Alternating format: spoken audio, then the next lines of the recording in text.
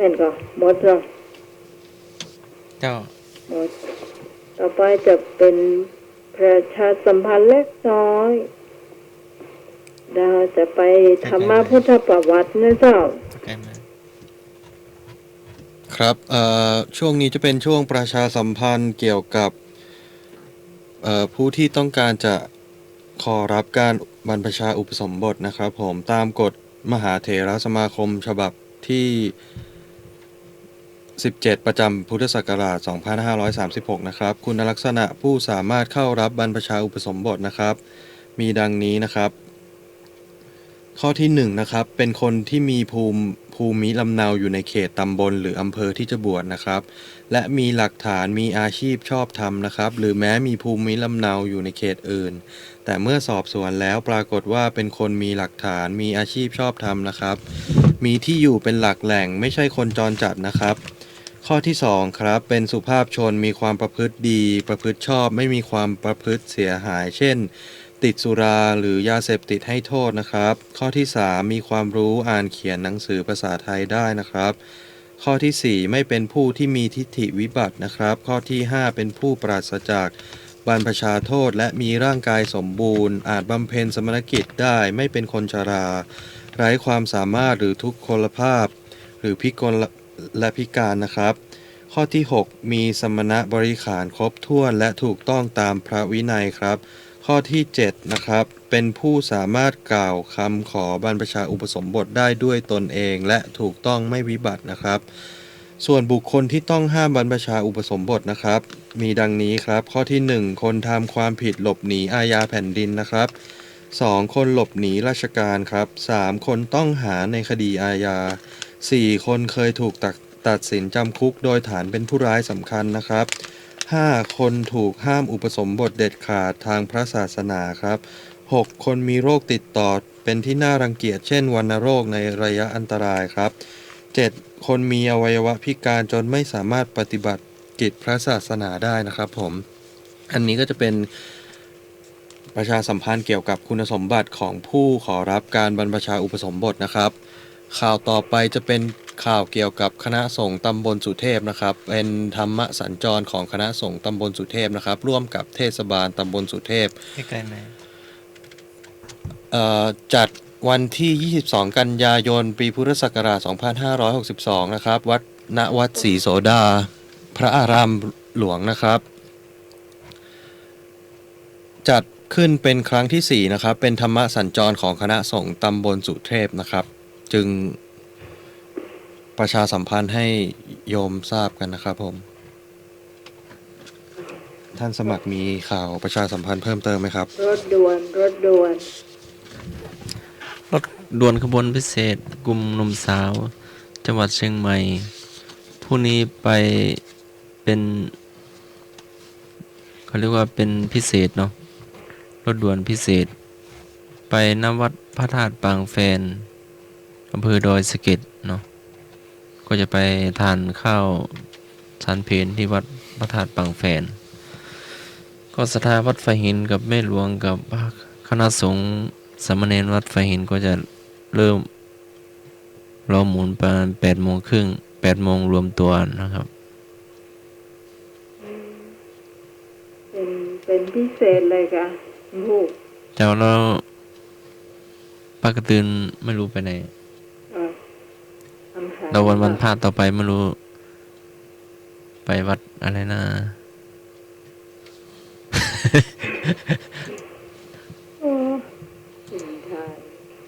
เดี๋ยวพรุ่งนี้เดี๋ยวหามาเนาะ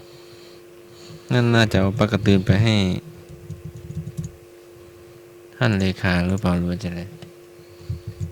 ว่าวัดเสาหินก็มีเนาะในวันที่อะไรนะจำไม่ได้ละเดือนกันยายนทางข้าวแต่นแล้วก็มีหรือว่าตามต้าเกวียนอ่ะจำไม่ผิดน่าจะเป็นวัดหมู่บุญเนาะตรงลานครูบาศรีวิชัยข้างวัดติสุดาที่ไหนก่อนเจ้านั้นน่าจะวัดหมู่บุญก่อนก็ไปดูก่อนเนาะเจ้าให้แน่ใจเนาะแต่พรุ่งนี้ไปวัดพระธาตุปางแฟนเนาะรถด่วนกลุ่มสาวล้อหมุนไปฟังน้ำฟังธรรมกันที่นั่น ไปตั้งแต่เช้าแล้วก็ไป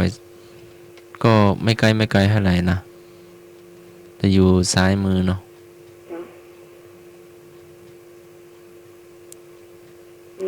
แล้วก็มีพิธีเจริญพระพุทธมนต์ถวายพระพรชัยมงคลพระบาทสมเด็จพระเจ้าอยู่หัวสมเด็จพระนางเจ้าพระบรมราชินีสมเด็จพระนางเจ้าสิริกิติ์พระบรมราชินีนาถพระบรมราชชนนีพันปีหลวงประจำปี 2562 ตามมติมหาเถรสมาคมที่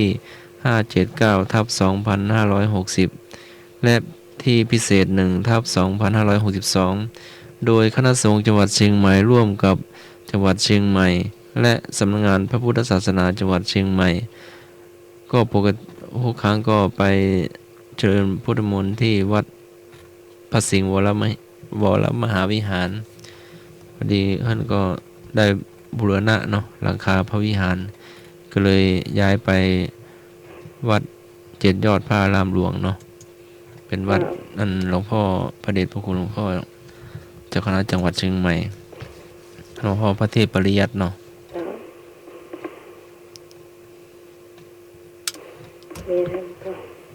แล้วก็นัดทานข้าวกันเนาะที่บ้านโยมมิตรสมัยคณะรายการนัดพบปะสังสรรค์กันในวันที่16 เดือนมกราคมปีหน้าก่อนนะเจ้าไม่ใช่ปีนี้แต่นะเจ้า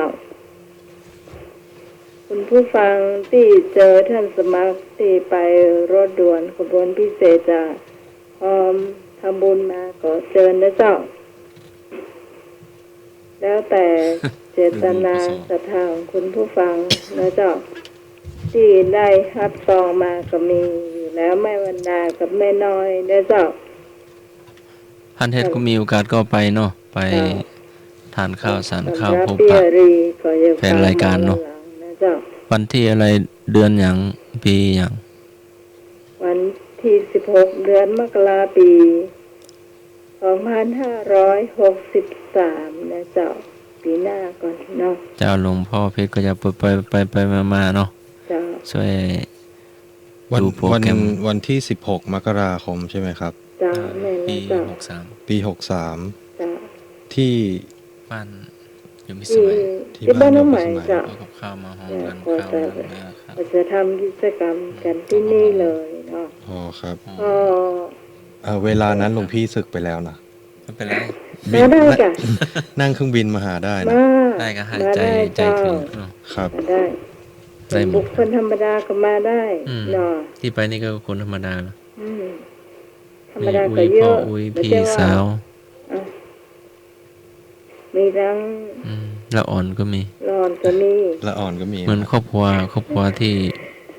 อบอุ่นเป็นรายการ ครอบครัวที่อบอุ่นธรรมะเคยเคลื่อนนะเจ้ามีคุณพ่อคุณแม่มีพระทั้งเนนเนาะเขาก็จะมีการตอบปัญหา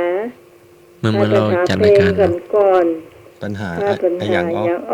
เจ้าแล้วก็มีของขวัญอะไรมาปั่นกันมาแลกกันเจ้า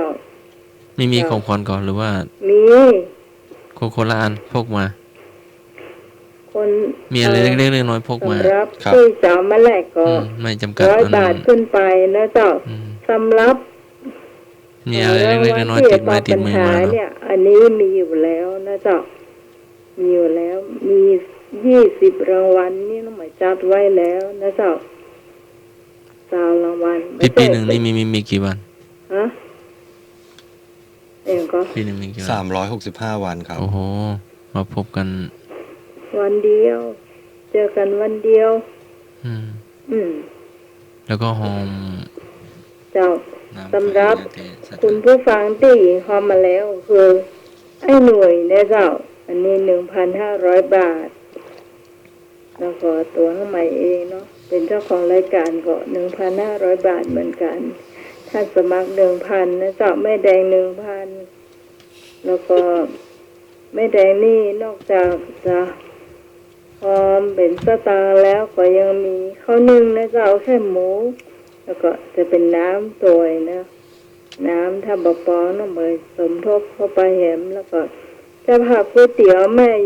ม่ทับทิมจันทรบุญวงศ์นะเจ้าทางดงนะเจ้า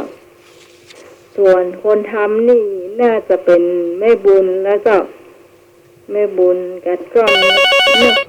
แม่บุญกัดก้อมนี่จะเป็นคนทำแล้วสวัสดีเจ้าสวัสดีเจ้าเจ้าได้ยินเจ้าเจ้าได้ยินเจ้าเนี่ยโทรมาใหม่นะเจ้าแม่โทรมาใหม่แม่ชื่อหยัง หนองบัวข้างนะไม่แดงหนองบัวข้างเจ้าชื่อแม่แดงนมประข้างแม่แดงบักคลั่งต้องกันเงินจะไปโทรนะเจ้าอ๋อเจ้านี่กับมันโทรมากันเนาะโทรกับกันก็บ่เป็นหยังได้ต้อง3 ชั่วโมงแม่โทรตามช่วงไหนก็ฟังช่วงนั้นก็โทรเนาะช่วงไหนมีเงียบ3 ชั่วโมงก่อนเนาะโทรได้ตลอดแม่แม่งอมแม่เหงาแม่ยังเย็นอยู่ล่ะบ่รับเจ้าเจ้าขอบคุณแม่แดงเนาะบักคลั่งนะเจ้าแล้วก็ยังมีแม่เห็นท่านหนึ่งนะเจ้าเทศบาลเทศบาลหนองปลาขังก็คือแม่คำบางโมเป็นอยู่ก่อนอยู่นางยาเป็นได้พ่อเจ้าเคยเจอเปิ้นก็เจ้าเจอแม่คำบางอยู่หน้าเทศบาลอยู่เนี่ยหน้าหอพักพอบุญเนี่ยเจ้าขอบคุณแม่นะเจ้าสวัสดีเจ้าขอบคุณนะเจ้าที่ทั้งหมายเนี่ยกูประจบเตือนนะเจ้าสำหรับเจ้าภาพส้มตำก็มีนะยุพาสปริมนะเจ้าเนาะก็ดื่มบอกไปท่านสมัคร1,000 บาทแต่ว่าติดนี่ไว้ก่อนมาฮือเตอเนาะท่านสมัครเนาะได้ใจเตอเอาไว้วันมาก็จ่ายเจ้าเนาะ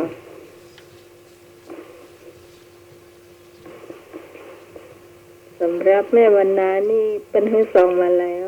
เจ้า200 บาทแล้วก็ไม่น้อย200 บาทได้เจ้าให้ห้าเรียบร้อยได้เจ้าสตางค์อยู่ที่ท่านสมัคร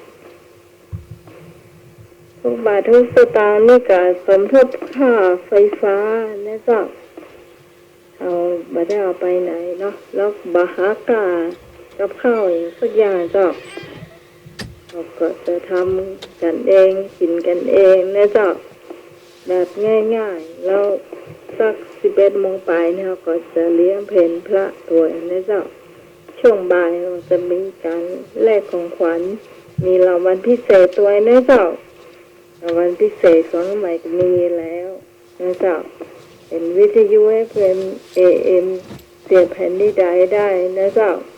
ใหญ่เนาะใครได้ไปเนี่ยก็ชอบเจ้าฟังได้เพื่อนของ104.50นี่สบายเลย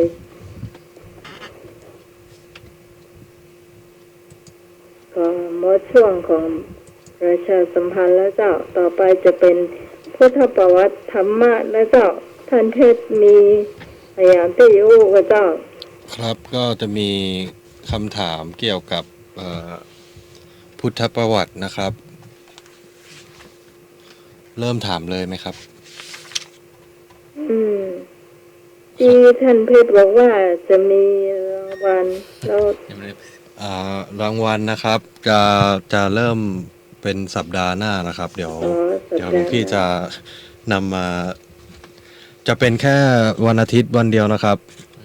เป็นจะช่วงตอบคำถามนะครับท่านใดที่โทรเข้ามาตอบคำถามถูกต้อง2 ท่านแรกก็จะได้รับรางวัลไปนะครับพอดีเพิ่งกำหนดกติกาออกมานะครับผมจะให้สัปดาห์ละ2 ท่านเท่านั้นนะครับภายในวันอาทิตย์ช่วงตอบคำถามเท่านั้นนะครับ เริ่มคำถามแรกเจ้า053 226 058 052 010462เจ้าถามเลยเจ้าครับคำถามข้อที่1นะครับสัปดาห์แรกหลังตรัสรู้พระพุทธเจ้าทรงพิจารณาธรรมใดครับ ข้อกอครับอริยสัจครับขออริยมรรคคอบารมีงอปฏิจจสมุปบาทครับสัปดาห์แรกหลังตรัสรู้พระพุทธเจ้าทรงพิจารณาธรรมใดครับกออริยสัจขออริยมรรคคอบารมีงอปฏิจจสมุปบาทครับ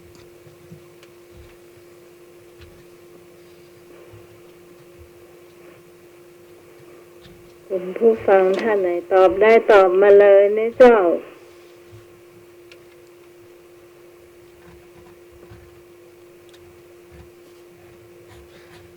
ครูบาอาจารย์ที่ฟังก็ตอบได้เหมือนกันนะเจ้าสามเณรที่กำลังเรียนหนังสืออยู่อันนี้อยากตอบได้นะเจ้า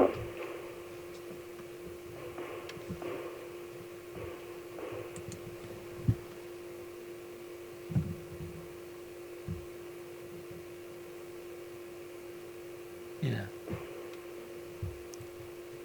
อันนี้ไทยสินฝืดดับปิ้งครับทวนคำถามอีกครั้งนะครับสัปดาห์แรกหลังตรัสรู้พระพุทธเจ้าทรงพิจารณาธรรมใดนะครับข้อกออริยสัจขออริยมรรคคอบารมีงอปฏิจจสมุปบาทครับ ถ้าอยากไปก็เอาข้อหนึ่งถูกข้อที่สองถ้าเหลือสักข้อ มาแล้วเจ้า เจ๋งครับ เจ้าไอ้นึก ขอเต้ากอไก่เป็ดว่ากันนั้นนะครับ ก็กำลังมาอยู่เนอะวันนี้นะ แต่ว่ากันนั้น อ๋อ ขอขอไก่โกงกนะครับ เจ้า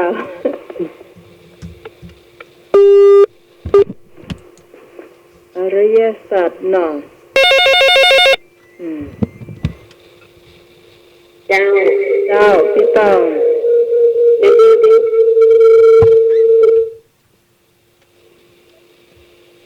เจ้าโอ้ เอากอไก่กุ้งงตัวไอ้นี่ไปเด้อ เจ้า เจ้า อริยสัจก็คืออริยสัจสี่นะ สัปดาห์แรกหลังตรัสรู้พระพุทธเจ้าทรงพิจารณาธรรมใดครับ เจ้า เจ้า เจ้า ฮัลโหล เจ้า เมื่อไหร่เอาข้อสองเนาะ ไม่หน่อย ข้อ วัว สอ ลาง ย อริยมรรค เจ้า ไม่หน่อยวัวลายเอาขอไข่เนาะ เจ้า อริยมรรค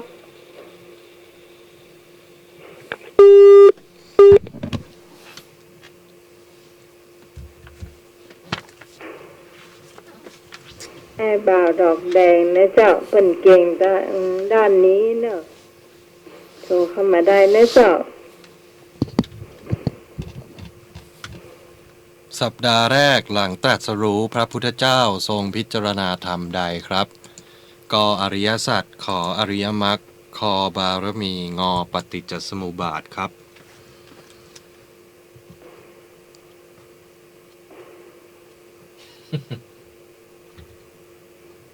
มาให้บุญมาเลยตอบผิดตอบถูกบอกว่ากันนะเจ้าสวัสดีเจ้า เจ้าน้องไหม แม่นวล เจ้าอริยสัจสี่ อริยสัจ สี่ เจ้า ข้อกอไก่เนาะ เจ้ากอไก่เจ้า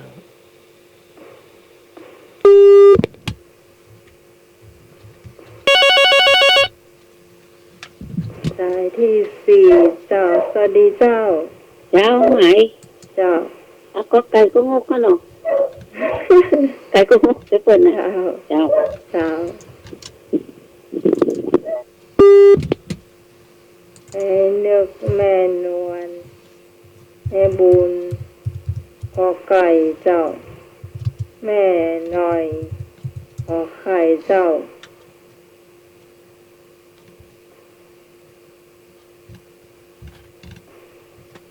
คุณผู้ฟังจะตัวท่านไหนเจอเลยหรือว่าจะหันแตกต่าง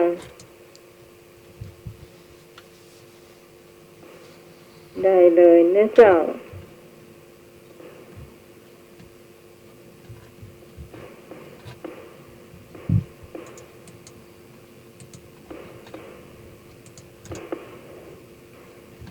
มีแถมกระเจ้าคุณผู้ฟังที่จะตอบ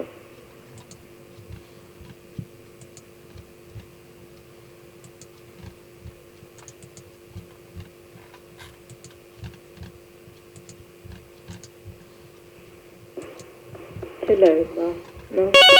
อาเมนครับท่านนะเจ้า ขอไก่ครับ ขอไก่บ่าวธงชัย ครับ แม่อ่อนนะเจ้า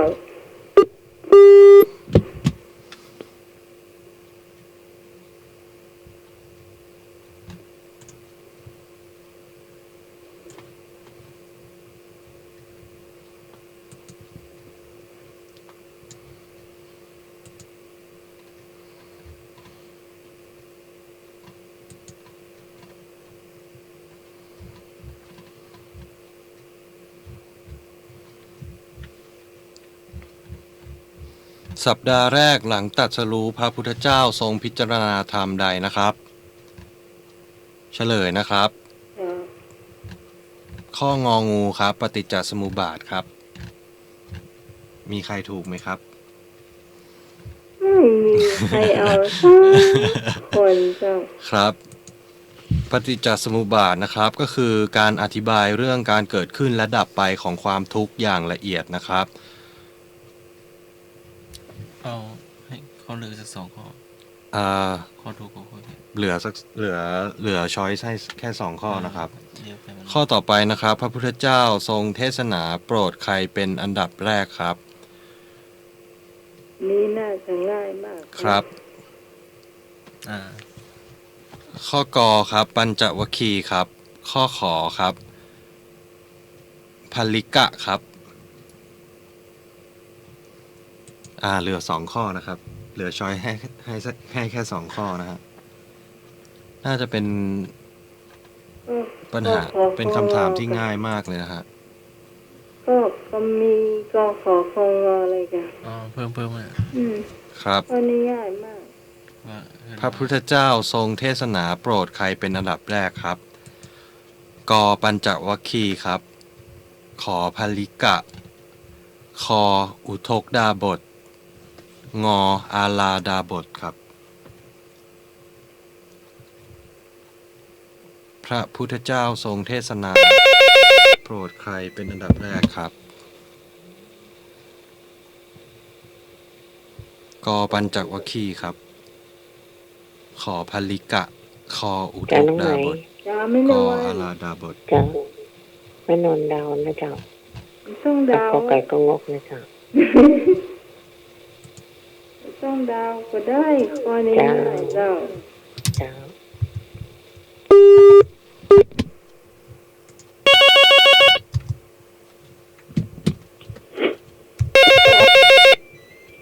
เจ้า จะไม่บุญ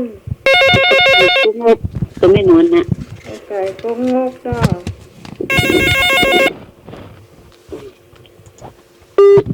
ขอเตือนครับ ยายหนึ่ง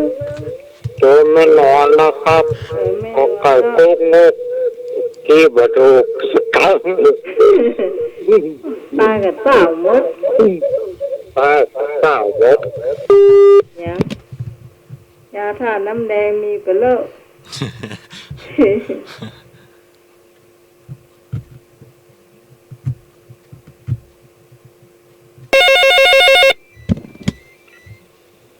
เจ้า เจ้าพี่ตอง ต้องเอากอไก่เร็วๆบุกัว บุกัว บุเขาเด่นบุกัว เจ้า เต่าไม่มีแค่เฮาเต่าคนเดียวนะเต่าจะกันเป็นหมูหรอก โอ้เดี๋ยวรีมไหนล่ะ เดี๋ยวนี้ ฮะ เจียรีต้นเปาไปไหน แล้ ละ วแม่ก็หายใช้ไปไหนล่ะรักแล้วก็ ลังไปลักเราเหมือนกัน ผู้สูงอายุมันจะเป็นอย่างเงี้ยมาเนิ่มผู้สูงอายุ ก็เปลี่ยนจันหั ห น รือว่าเพื่อนเป็นผู้สูงอา พี่ ยุ ลง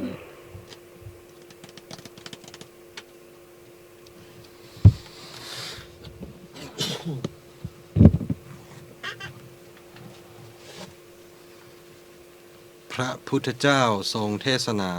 โปรดใครเป็นอันดับแรกครับ กปัญจวัคคีย์ขอพัลลิกะ คออุทกดาบท งออาลาดาบทครับ จอหลวงพี่เพชร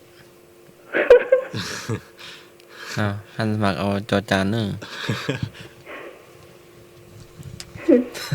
เอาควายงองูกระตัดไฟ ไอตัวมาบวชเนาะแต่บวช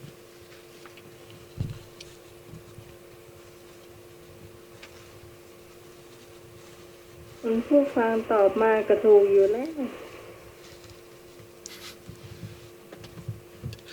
โอ้ยเลือกแล้ว จอหลวงพี่เพชรเหรอครับ ใจนึกอ่ะ จะนึกไปไหนกะ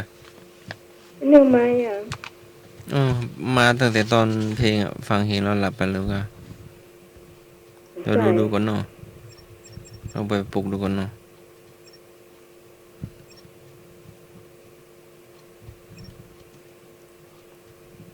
เมื่อตะกี้ยังมาตอบอยู่เลยนึกอ่ะ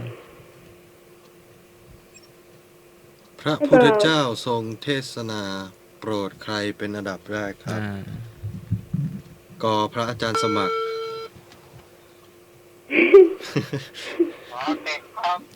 อ้ายตอบก่อนนะ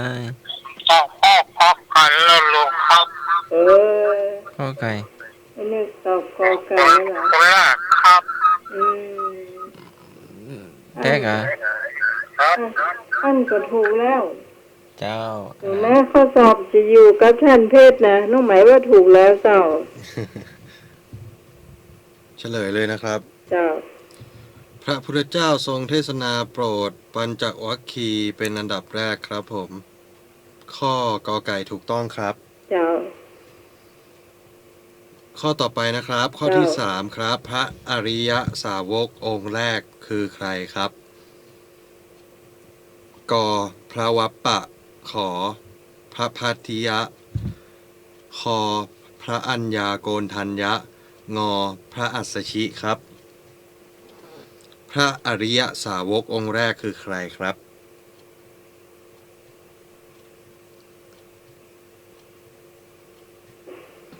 กพระวัปปะ ขอ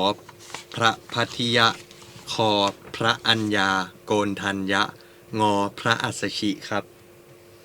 พระอริยสาวกองค์แรกนะครับ เอ้ามากัน สวัสดีครับ เอามาคำสอนเจ้า ขอสายนะครับ เจ้า ขอควายครับ คอควายนี่ไพ่อ่ะปัญญาโกรัญญาเหรอ ข้อขอว่าจะได้ ข้อขอพระอัญญาโกณทัญญะครับ เจ้า ค่ะน้องไหม เจ้าไม่นวล แม่นนท์ก็เอาคอควายนะจ๊ะ คอควายเหรอ เจ้า แม่นวลตอบคอควายนะครับ พระอัญญาโกณทัญญะ เจ้า เจ้าแม่บุญ นึก เอ้ยนึก ควายคอควายเจ้า พระอริยสาวกนะ ของคอควายกับงองู2 อันนะ พระอริยสาวกองค์แรกนะครับ องค์แรกคือใคร ไม่ใช่พระที่เป็นบวชเป็นองค์แรกนะ พระอริยสาวกนะครับ ฟังคำถามให้ดีตีคำถามให้แตก งองู กพระวัปปะ ติ๊กตอก ขอพระพัทธิยะ คอพระอัญญาโกณทัญญะ งอพระอัสสชิ ก็น่าเอาจ้ะ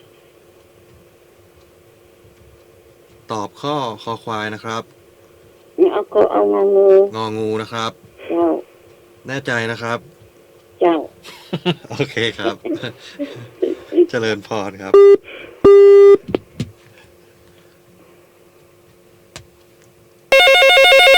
โดนน้องไหมอันรับขาหลอกก็มีเหมือนกันเนอะ เจ้า เจ้า ที่ต้องเอางองูตัวแม่บุญเนอะ เจ้า เจ้า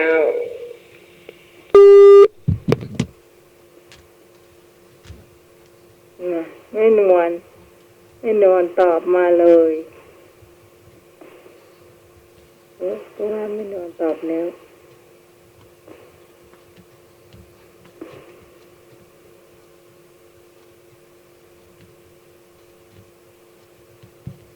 ไอ้บ่าวธงชัยเจ้าเข้ามาเลย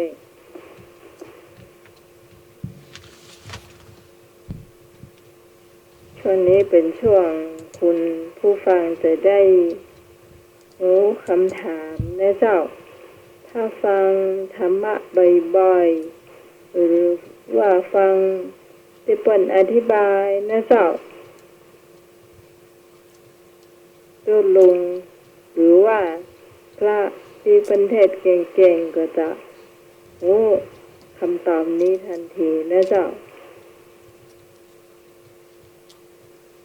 ครับทวนคำถามอีกครั้งนะครับ พระอริยสาวกองค์แรกนะครับ คือใคร เจ้าก พระวัปปะ ขอพระพัทธิยะ คอพระอัญญาโกณทัญญะ งอพระอัสสชิครับ เจ้ามีเถมกระเจ้าคุณผู้ฟังที่จะตอบปัญหาข้อนี้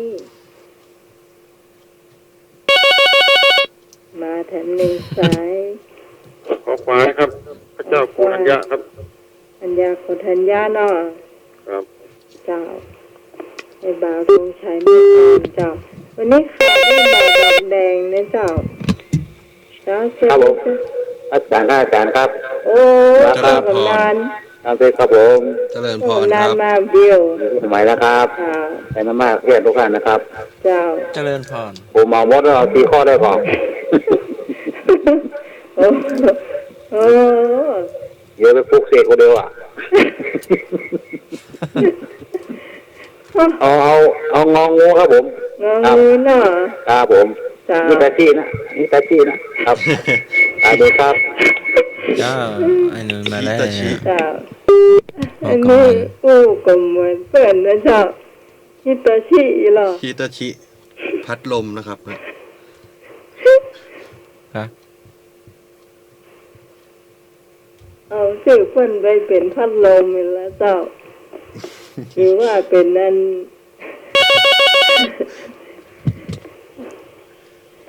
เจ้า สวัสดีครับ เดิน ป้ากำนันพบมาเดือตา อันเซตการเซตงานแล้วเหรอถามเพื่อนกันว่าไปไหนมาแค่เพื่อนเป็นคนต่างประเทศทั้งนั้นน่ะ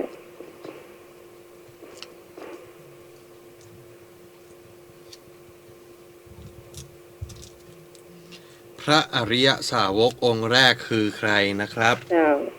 เฉลยนะครับ เจ้า ข้อคอควายครับ พระอัญญาโกณทัญญะครับ เป็นพระอริยสาวกองค์แรกนะครับ เจ้า หลายๆท่านอาจจะทราบว่าพระอริยสาวกมีใครบ้างนะครับ แต่องค์แรกเลยนะครับ คือพระอัญญาโกณทัญญะนะครับผม มีบางคนโดนน้ำหมายซับขาหลอก ครับ หลายท่านโยมหลายท่านตอบมาว่าเป็นพระอัสสชินะครับ เจ้า ซึ่งจริงๆแล้วเป็นพระอัญญาโกณทัญญะนะครับ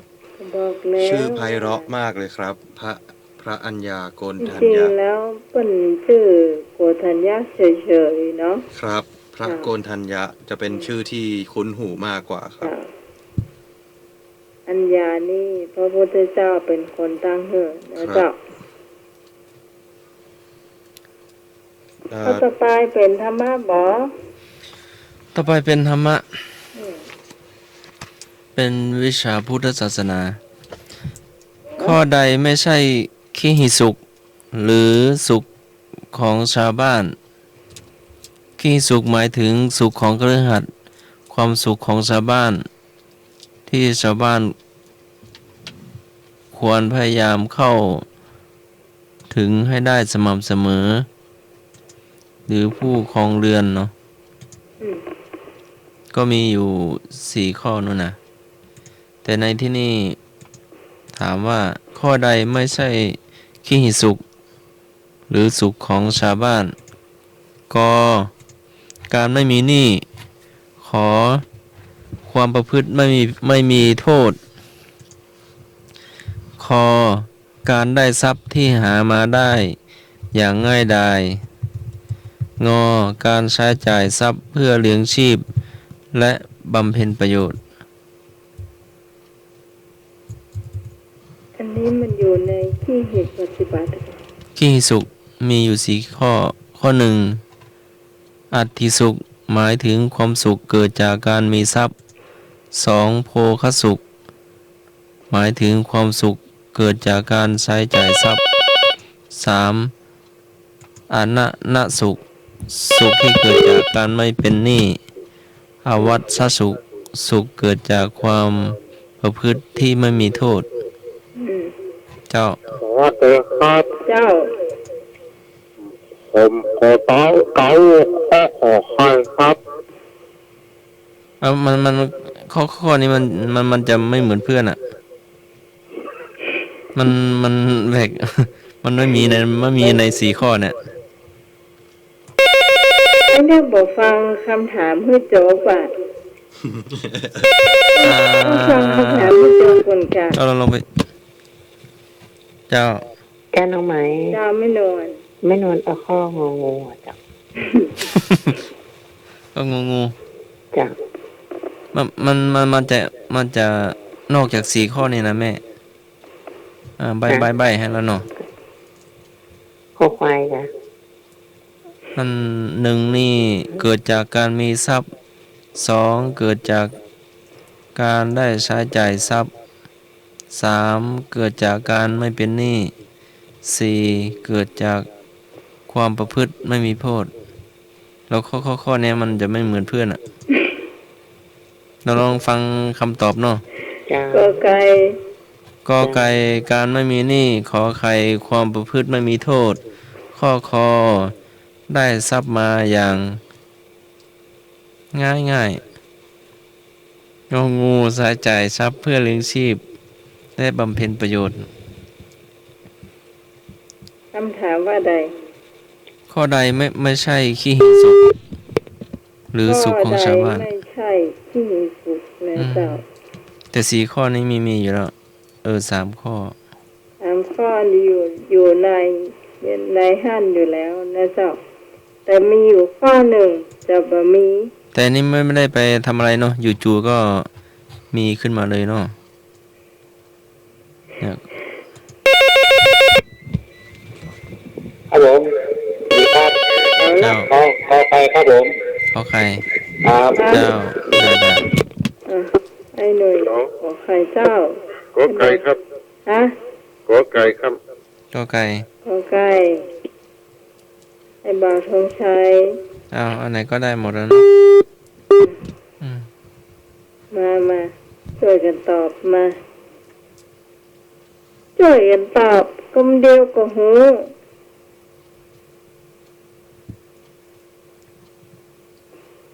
มาเลยเจ้า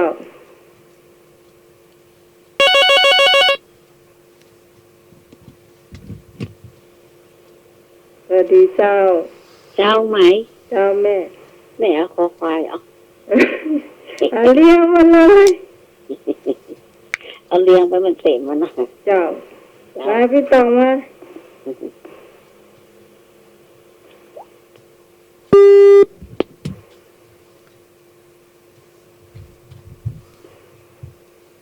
ไอ้หนูแล้วข้ออะไรโหตะกี้อะกำลังลังเลท่านสามารถกับใบไปโอ้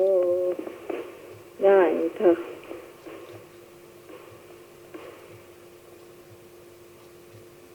โทรเข้ามาได้เลยนะเจ้า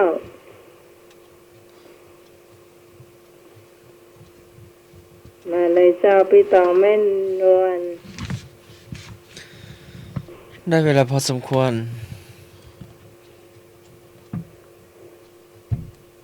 ข้อคอการได้ทรัพย์ที่หามาอย่างง่ายดาย เจ้าคือมันได้มาง่ายเนอะ ข้ออื่นนี่มันก็ตรงกับอันขี้หิสุก4 ข้อแล้วเนาะ เจ้าก่อนท่านสมัครอ่านไปก็คือใบเป็นในตัวข้อต่อไปนะเจ้า ข้อต่อไป พระราชกรณียกิจสำคัญของพระบาทสมเด็จพระเจ้าจอมเกล้าเจ้าอยู่หัว ด้านพุทธศาสนาคือข้อใด ก็สร้างมหามกุฏราชวิทยาลัย ขอไข่ก่อตั้งคณะสงฆ์ธรรมยุทธนิกาย ข้อคอโปรดเกล้าให้มีการสังคายนาพระไตรปิฎก ข้องอโปรดเกล้าให้พิมพ์พระไตรปิฎก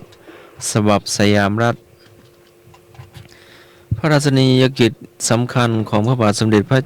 พระจอมเกล้าเจ้าอยู่หัว พระพุทธศาสนาด้านพระพุทธศาสนา คือข้อใด ก็สร้างมหามกุฏราชวิทยาลัย ขอไข่ก่อตั้งคณะสงฆ์ธรรมยุทติกนิกาย ข้อคอโปรดเกล้าให้มีการสังคายนาพระไตรปิฎก ข้องอโปรดเกล้าให้พิมพ์พระไตรปิฎกฉบับสยามรัฐ พระบาทสมเด็จพระจอมเกล้านี่ เอาหน้าไม้ เป็นรัชกาลที่4นะเจ้า ครับ โอ้หน้าไม้จำได้ดีเนาะ แล้วก็เปิ้นกระบวดตัว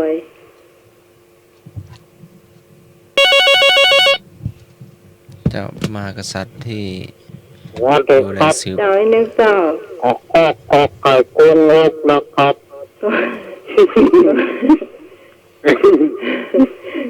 จะลมมาเงยหยอกเลยเนาะ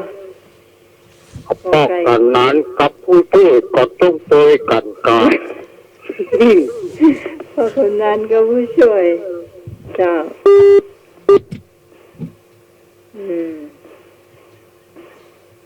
ก็ไก่นี่อย่างก็ไม่คิด ก็ไก่สร้างมหามกุฏราชวิทยาลัย มหามกุฏหรือมร เรามารอนะเจ้า ที่อยู่วัด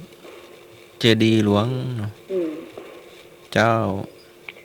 จ้าน้องเหมย เจ้าไม่นอน ไม่นอนเดานะเจ้า เจ้า โอ้ขอควาย ก็ควาย เจ้า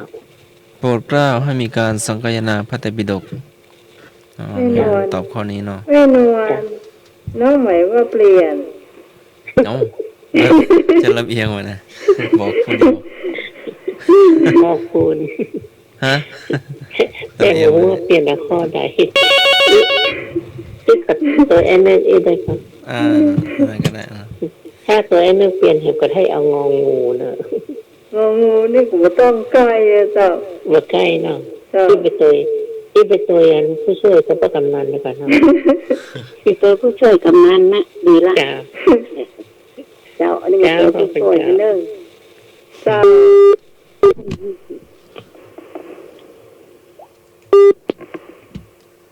ต้นไม้รักเนาะ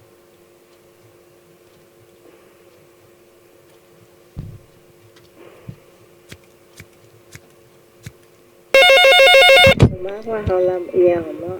ครับผม เจ้า ครับ ลำเอียง ขอบคุณหลายนะครับขอไก่โค้งนะครับผม เจ้า ครับ โอเคก็โลก ให้ เนาะ ครับผม ให้แบ่งกันไปเด้อ อืม เพราะบางข้อ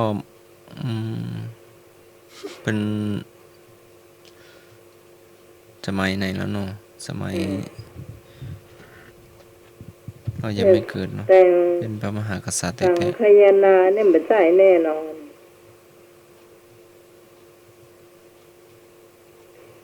ที่แม่นวลตอบมาตะกี้อะเจ้า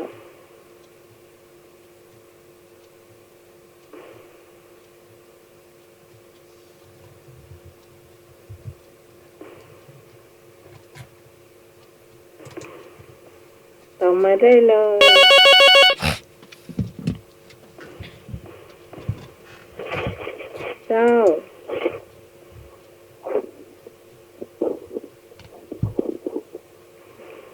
สวัสดีเจ้า สวัสดีเจ้า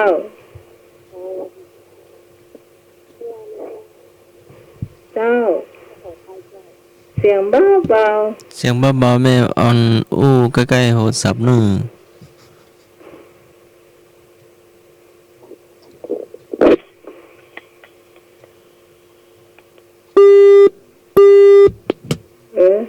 สายรถ เหมือนแม่ไม่แรงอู้แม่ทานโอวัลตินเนอร์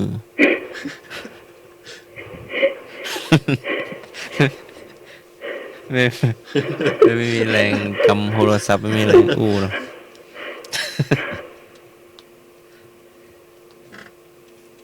เอาโทรมาใหม่เนอะ จะมาเพราะว่ามันมีแห้ง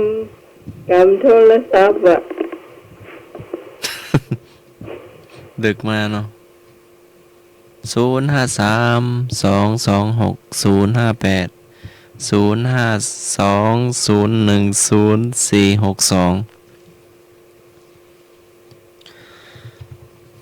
010462อาจารย์สยามที่สอนมหาลัยเชียงใหม่เนาะ อยู่ในคณะมนุษย์ภาควิชาศาสนาและปรัชญา ก็เคยได้สอนอาสาสมัครเนาะ ก็สดับรับฟังรายการอยู่เนอะ อ๋อ เอามา เจ้า คลายเครียดเนาะ สวัสดีนะเจ้าอาจารย์เจ้า ทักทายมาตั้งหน้าไม้ห้องก็ได้เนาะ แล้วก็สมณเณร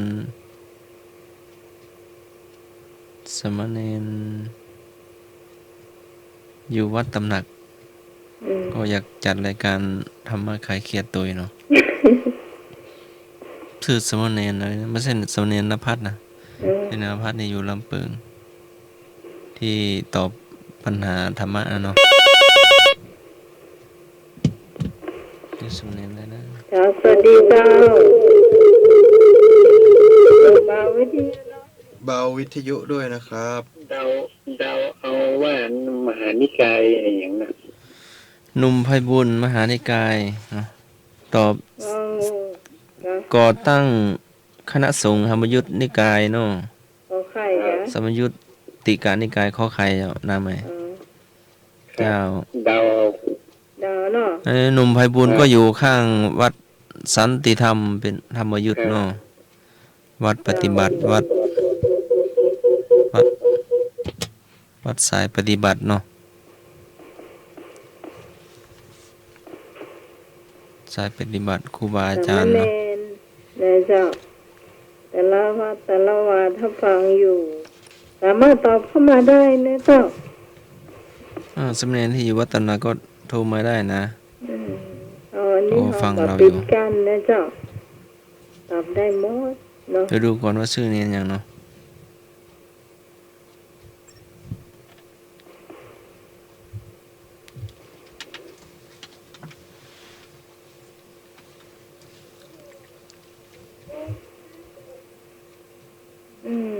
ผมได้ข้อนี้เป็นข้อสุดท้ายนะ เป็น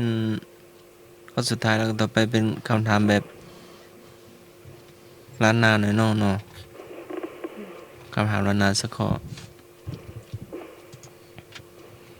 หมดแล้วเนาะ เจ้าเสลย ข้อขอไข่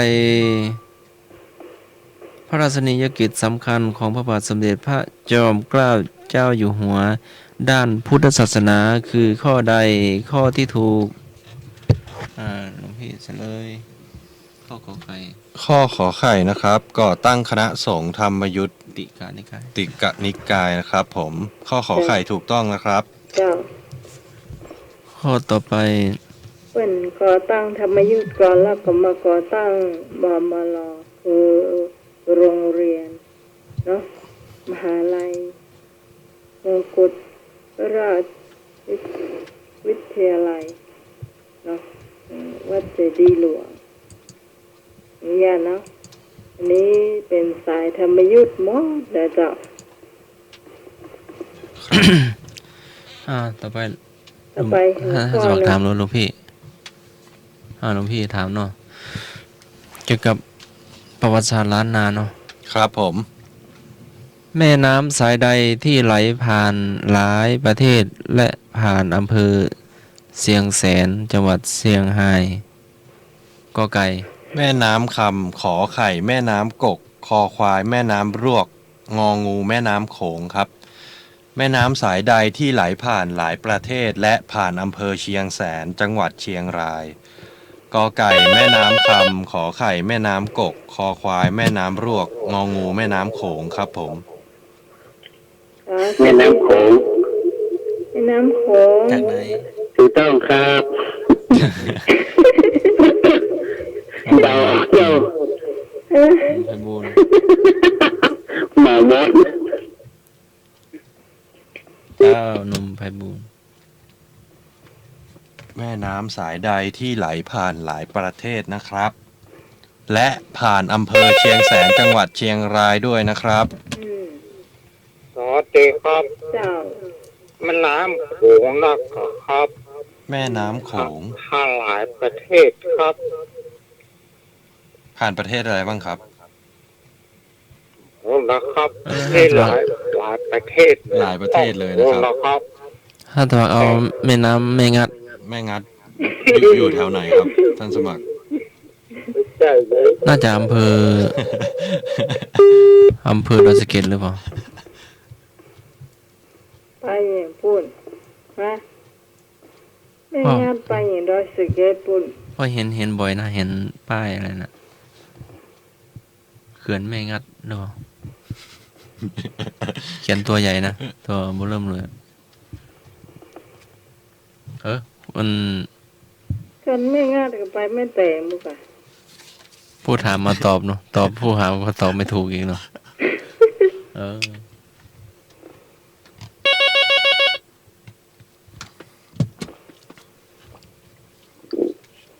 เจ้า ไม่งัดมันก็อันมันไม่ใช่ไม่แต่งกัน ไม่แต่งกะ แล้วบอกอันแรกอาจารย์สมัครว่าอันไม่งัดไปโดยสะเก็ดอันนั้นไม่กวงอยากบอกอาจารย์สมัคร ไม่ ก็ ควง อ๋อ ไม่ควงอยู่ดอยสะเก็ดไม่งานอยู่ไม่แต่งกะ จ จำ มันแม่เหมือนกันลูก ำจำแต่ป้ายข้างถนนได้อะ นะ แม่เหมือนกันเลยลืมเจ้า น่าค่ะ แล้วมันยี่ที่ป้ายอยู่ข้างถนนน่ะเป็น อันนั้นไม่กวง อันนี้ไม่งัดอยู่ไม่แต่ง ไม่งานอยู่ไม่แต่งแล้ว ไม่กวงอยู่โดยสะเก็ด ไม่กวางอยู่ดอยสะเก็ด ครับ เจ้า คุณผู้ฟังท่านไหนจะตอบเข้ามาก็ตอบเข้ามาเลยในเจ้าเดี๋ยวเราจะได้ไปคำถามอื่นเนาะจะได้ไปอาหารพื้นเมือง เป็นคำถามอำเภอเชียงแสนจังหวัดเชียง โขง ราย ก็ไม่โขงทุกคนนะกะ ฮะ ไม่โขงทุกคนนะ แม่ของ เจ้า แม่ของกองพันประเทศไหนพ่อง โอ้เจ้า ประเทศไทยพม่าลาวอย่างน้อย3ประเทศละเนาะ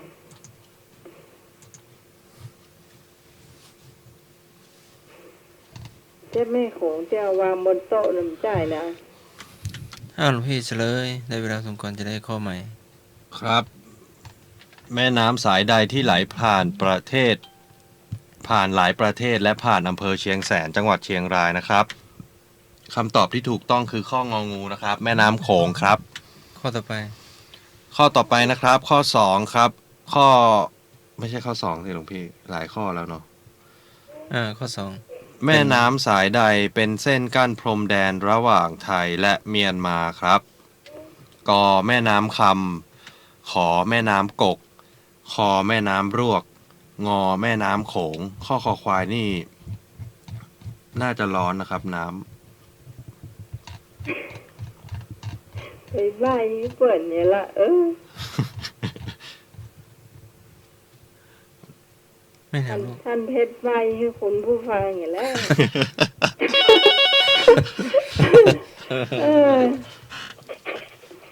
ำ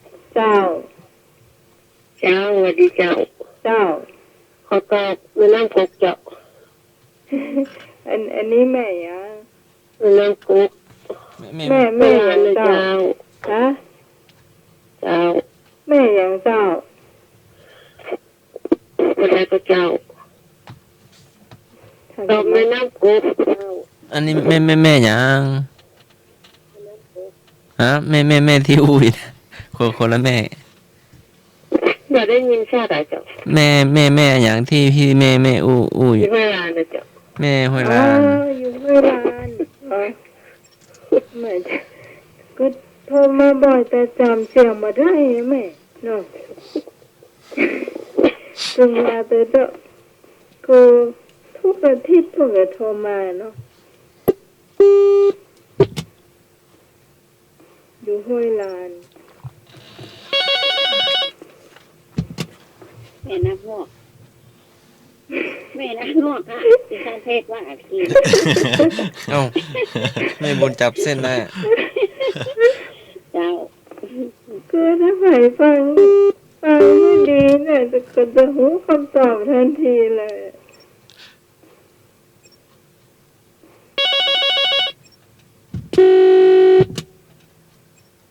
แม่น้ำสายใดเป็นเส้นกั้นพรมแดนระหว่างไทยและเมียนมาครับ กแม่น้ำคำขอแม่น้ำกก คอแม่น้ำรวก งอแม่น้ำโขง มีดมกองคุณผู้ฟังถ้าเห็นสักสายส่งสาย ใช่พี่เนาะ เจ้า เจ้า สวัสดีครับ เจ้า ครับที่ท่านเพชรว่าตะกี้นะครับ แม่น้ำรวกนะคะ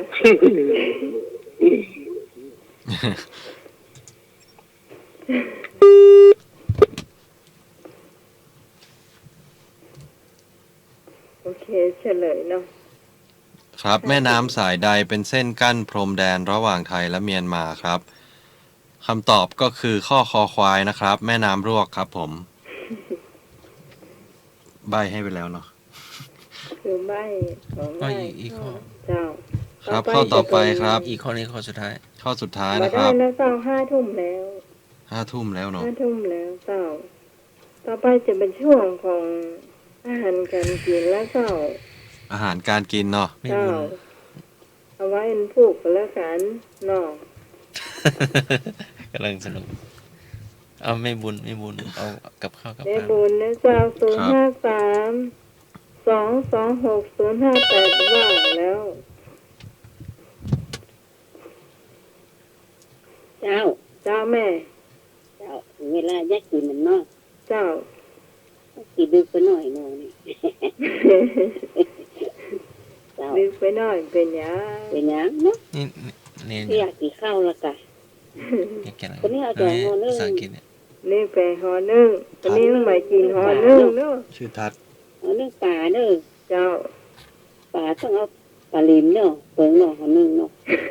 ปลาอื่นห่อแบบเปิงแล้วบลาม นี่ ก็ น้อง ปลาลิม ได้ ตัว กิน ให หอ ญ่ นึ่งปลา ๆตัวตะแขนนี่นะ เจ้า ก็หมอ ใหญ่ใหญ่ เจ้าเอาตัว เป็น ให ให ญ่ ญ่ ๆ แต่ใหญ่ว่านะ กบเป็นแว่นเนาะ เจ้า ป่านี่เราไปซื้ออย่างไรเนี่ยเราไม่ได้ใดอ่ะเราต้องมากินเราต้องมาฆ่าป่าเอาที่มันตายใหม่เลยเนาะแต่ต้องเอาไปเก็บ คุณผู้ฟังอย่าเพิ่งโทรมานะเจ้ารอให้แม่บุญอธิบายเสร็จก่อนเนอะเนอะเดี๋ยวค่อยโทรนะเจ้าเอาเปิดสายให้แม่บุญอู้ก่อนนะเจ้า เอาปลาลิมมาเนาะ เจ้า ปลาลิมมาขอดเกล็ดเนาะ เจ้า ขอดเกล็ดออกให้หมดแล้วก็เอากุกหลังมันเอาหางมันเอาขีดมันออกให้หมดเนาะ เจ้า แล้วก็ล้างมันหมดเนอะ อื ก็ ม ขี้มันออกโอ้ไส้มันเอาไว้เนอะพุงมันนะแล้วข้าวหมดก็ได้เนอะ เจ้า โอ้บางคนก็มากกว่า เจ้า จะ แม่ ไม่มา แม่ กินเนอะ พวกคนเท่าคนมากเนอะ เก็บเพื่อคนอื่นนะ จ้า แบ่งกินเจ้าเพราะว่าลำดีลูก เจ้า เดี๋ยวเราต้องมาผ่าเอาขี้มันออกเนาะล้างมันหมดเนาะ เจ้า อืม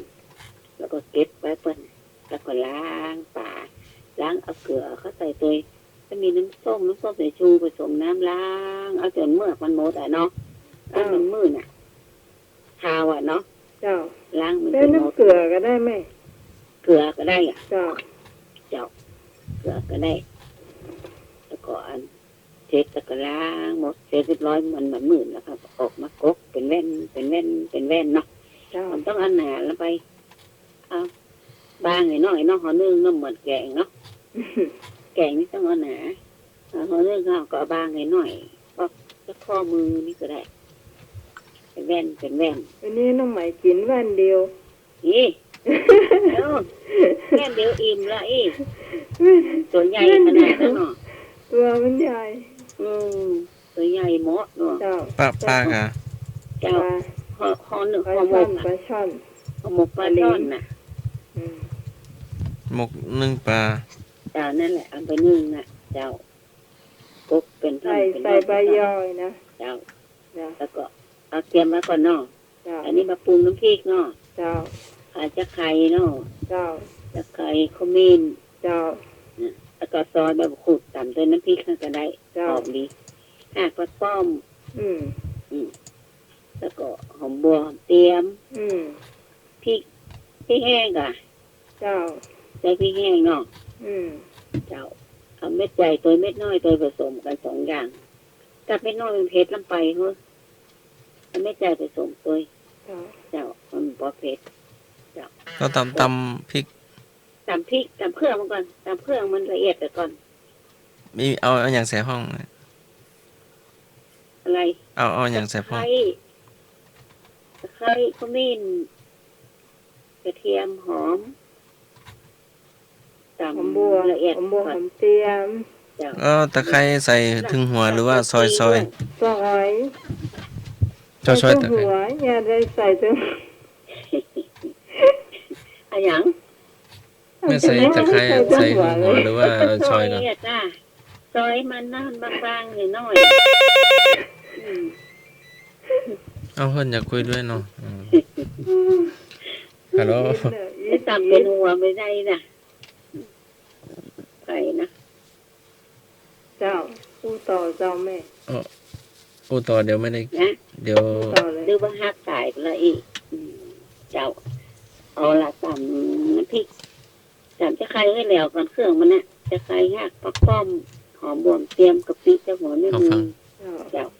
เรียกแล้วก็เอาพริกลงมาตำ ที่ น้ำ บ้า พั น กจะใครออกจากห้องก่อนมันน่าเข้าไป อืม เอาพริกก็ใส่ตำมันจะเรียกเสร็จแล้วก็ควักน้ำพริกก็มารวมกันรวมแล้วครับปรุงน้ำพริกก่อนเนาะมากลถ้ามีหัวกะทิเอาหัวกะทิใส่ตัวหนู เอาแล้วพริกกระเด็นเข้าตาเรา โอ้มันไปสิกระเด็นเนี่ยได้ไปซื้อกระเด็นกันแล้วก็ฟังไปเอาน้ำล้างหลังตีนเนี่ย เขาเอามือประกบไม่ใช่เหรอ เพราะมันไม่ได้อยู่ใดแสบต้องวิ่งไปหาน้ำเลย แล้วก็ราดหลังตีนเลย เขาจะได้ ก็หายละ แต่ทานกินห่อหมกอยู่เนาะ เจ้า เดี๋ยว ทำกัน ทำมาแล้วเจ้า ทำมาแล้วเลย เอากำลังคลุกน้ำพริกอยู่ เจ้า คลุกน้ำพริกปรุงน้ำพริกกลนี่มันข้นๆเอากะทิหัวกะทิก็ใส่อย่าแต่น้อยนี่มันข้นเนาะ เจ้า แล้วก็ปรุงรสเลยใส่รสดีกันใส่กลางแล้วใส่ทอดแล้วก็เอาป่าลงคลุกเลยเด้อป่าลงคลุกกลนให้มันเข้ากันเอากระหัวกะทิใส่ตัว เจ้า ใส่หัวกะทิอันน้องใหม่เนาะ เจ้า หัวกะทิมันข้นๆน้ำพริกนักให้หน่อย ปลาคอ ตัวใหญ่กับพริกนัก ปลาคอกะ ปลาคอนั่นแหละจ้ะ ปลาคอกระลิงเนาะ ปลาช่อน ปลาคอคนอีสานว่าปลาคออีนี่ เจ้า แต่บ้านคุณมันท่านสมัครอ่ะ เรียกว่า ปลาคอ ปลากัง หืม เรียกว่าปลากัง ปลากัง ปลาก้างมันตัวเล็ก ปลาก้าง ปลากังตัวเล็กอ่ะ อืมปลาก้างตัวเล็ก ปลากังปลาชะโดก็ตัวใหญ่เนื้อมันกระลินนะแต่คนละลายมันเหมือนกัน อืม ปลาชะโดมันลายเนาะ เจ้า เอามาคลุก ปลาคลุกน้ำพริกเรียบร้อยแล้วก็เตรียม ไปหาพักมา เอาใบกระตาเสือ เจ้า ตัวอันนั้นใบมะกรูดก็พร้อมต้นหอมเลยตัวเนาะ เจ้าแต่แม่น้องย่าแต่เจ้านี่จะมีบะถั่วผักแคบ น้องใส่ตัว เจ้า กระลำเจ้าเขือน้อยน่าจะเหมาะ ครับแล้วก็มีบักแข้งอย่างนี้เจ้าผักสะปะเนาะ เจ้า ใส่แล้วเอาใบเบตเสือห้อง เอาไว้เสือห้องปืน เจ้า เจ้ามันแต่เสือตอนนี้ก็ไปเลอะเนาะ เจ้า แล้วก็ห่อ หลังบ้านน้องมี เจ้าตองก็มี เก็บตองมาเลย เจ้า มาห่อแบ่งเป็นห่อไปจ๊อกจ๊อกจ๊อก ครับ ตั้งไฟตั้งปืนไว้มันร้อนเสร็จแล้วก็ห่อลงใส่วางเต็มปิดฝาสักครึ่งชั่วโมงก็ชุกแล้วล่ะ เจ้า แล้วเราใบตองเอามาลวกก่อนหรือว่าใส่ ไม่ลวกอย่าได้เพราะถ้ามันกรอบถ้าห่อมันได้เราก็เอามาลงไฟหน่อยมันลงเสียวไฟน้อยๆให้มันห่อได้ ถ้าไม่ลนไฟมันแตกกันเนาะ แตกเจ้า แล้วเอาใบแก่มันหรือว่าเอาใบอ่อน เอา มัน ใบอ่อนของตองกล้วยใต้กล้วยน้ำว้ามันจะบะแตก แน่น แล้วเราจะเอาก้านกล้วยจะได้ ค่อยอ่ะมันมีแดดอ่ะมันได้ตากเอาลงไฟหน่อยเจ้า เอาใส่เกี่ยวไปใส่ไม้ไปกล้องเอากะ เป็นไม้ไปคล้องอย่างไร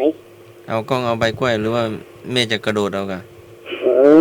เอาเขียวก็เอา คนก็เอาเขียวก็เอาอีก ก็รู้ว่าแม่วิ่งไปแล้วก็เอามีด ถ้าต้นมันต่ำก็ได้จ้ะเอามีดตัด ก็ยังบ้านน้องอะเนาะแม่เนี่ยได้เอา ต้นใหม่สูงเอาเขียวก็เอา จ้า เจ้า เอาเคี้ยวหล่นใส่หัวเรา ไปโหลดไม่ได้มัดให้แน่นกะ เคียวบ่ได้หล่นใส่หัว แต่ว่าก้านใบตองกับใบตองหล่น กัน ก้านใบตองแล้วไม่รอใส่หัว นั่นเนาะมันจะหล่อเสร็จ เอาน้ำก้านกล้วยตกใส่ เป็นเสื้อ ใส่ เสื้อเป็ เสื้อน ใส่หัว มีหมดเสียเลยยางกล้วยจักมาออก แล้วผีตานีไม่ว่าให้กะขอก่อ มัน น จะต้นตานีไม่ได้ต้นกล้วยน้ำว้า ไม่ใช่ผีตานีมันโคตรนะ ก็ใช่ เรากล้วยอันอย่างก็ กล้วยตานี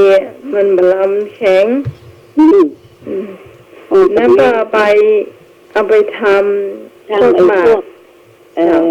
อันอย่างผัดใบสีอ่ะ เจ้า ก็ตานีเอามาสีแต่เอามาทำกับข้าวบ่ได้เนาะ มันแข็ง อันอย่างอันหัวปีหรือว่า เคี้ยวนะแข็งหลวงพี่ หัวปีกินไม่ได้เอาใช้ใบตองมัน ที่แม่ตานีดูอย่างนี้เป็นกล้วยตานี มันต้นใหญ่กว่าหรือว่าต้นริบ พุ่นที่ใช้ต้นมันโลก็ใช้ใบมัน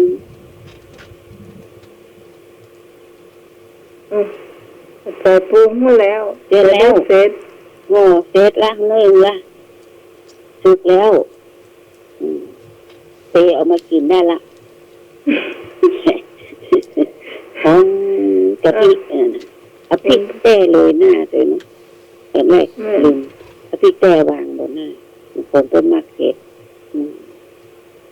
เอาปูเสือกันไม่ใช่กะ เสือ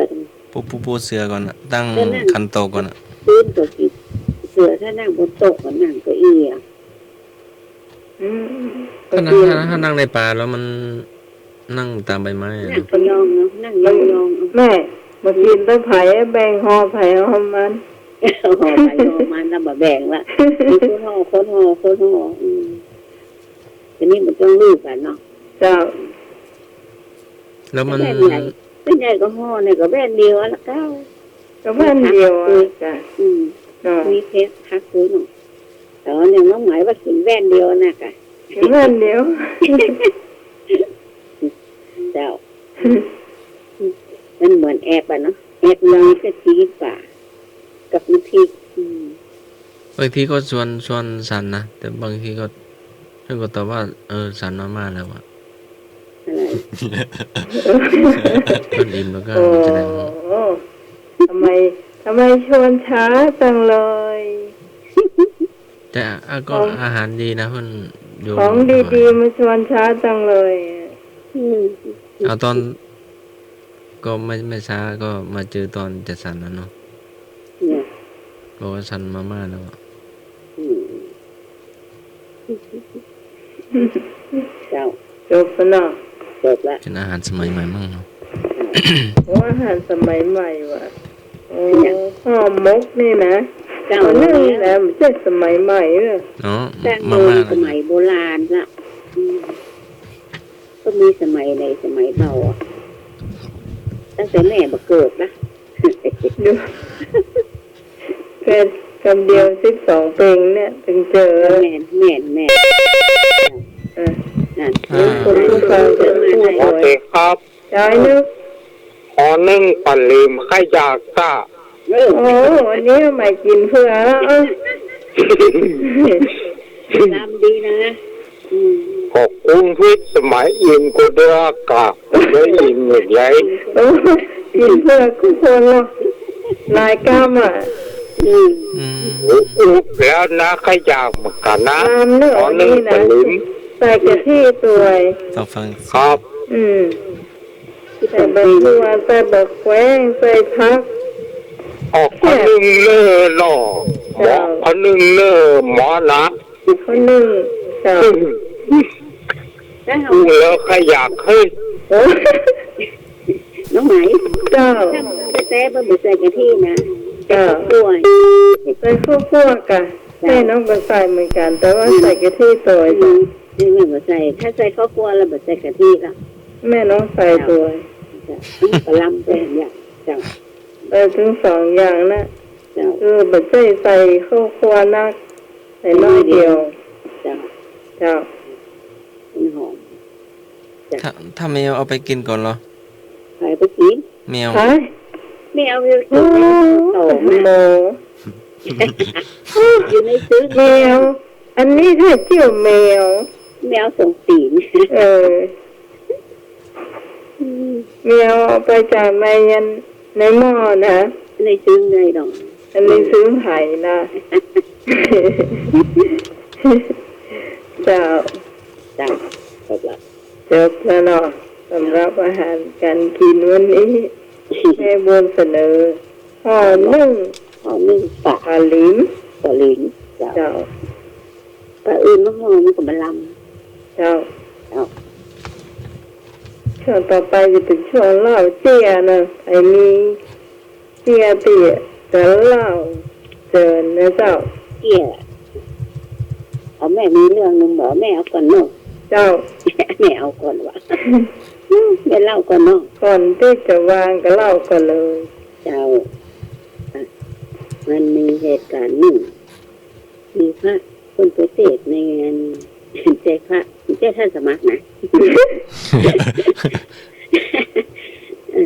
ไป2 องค์ด้วยกันหลังเสร็จแล้วแล้วก็มีพระองค์พระบีฝั่งโน่นออกมาจากงาน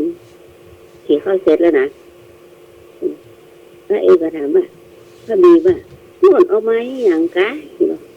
พระบีก็เลยตอบว่าถึงเพื่อโน่นได้จะได้พอฉันเข้าเสร็จได้ยินแม่ถามลูกว่าลูกซองอยู่ไหน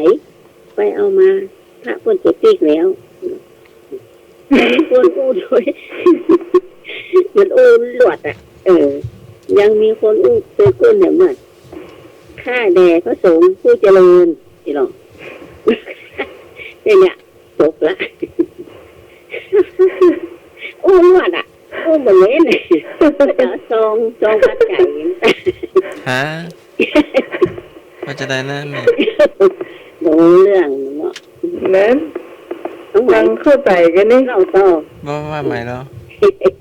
ต้องไหมเล่าต่อ อาจจะตั้งใจฟังตะกี้กำลัง ก็ นึก ตั้ง อยู่ ใจฟังแล้วอย่างหูน่ะ รู้อ่ะ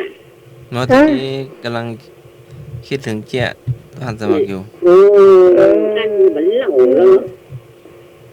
ตั้งมาฟังมันจะรู้สักอย่าง ฟังแต่ว่า อันน้ำใหม่เล่า มันนึกถึงเจี๊ยท่าน คือ ส น้ำ มัค ใหม่ ร เล่าเจ้า ต้องเล่าให้ฟังหน่อยเหรอ จะเล่าว่าไง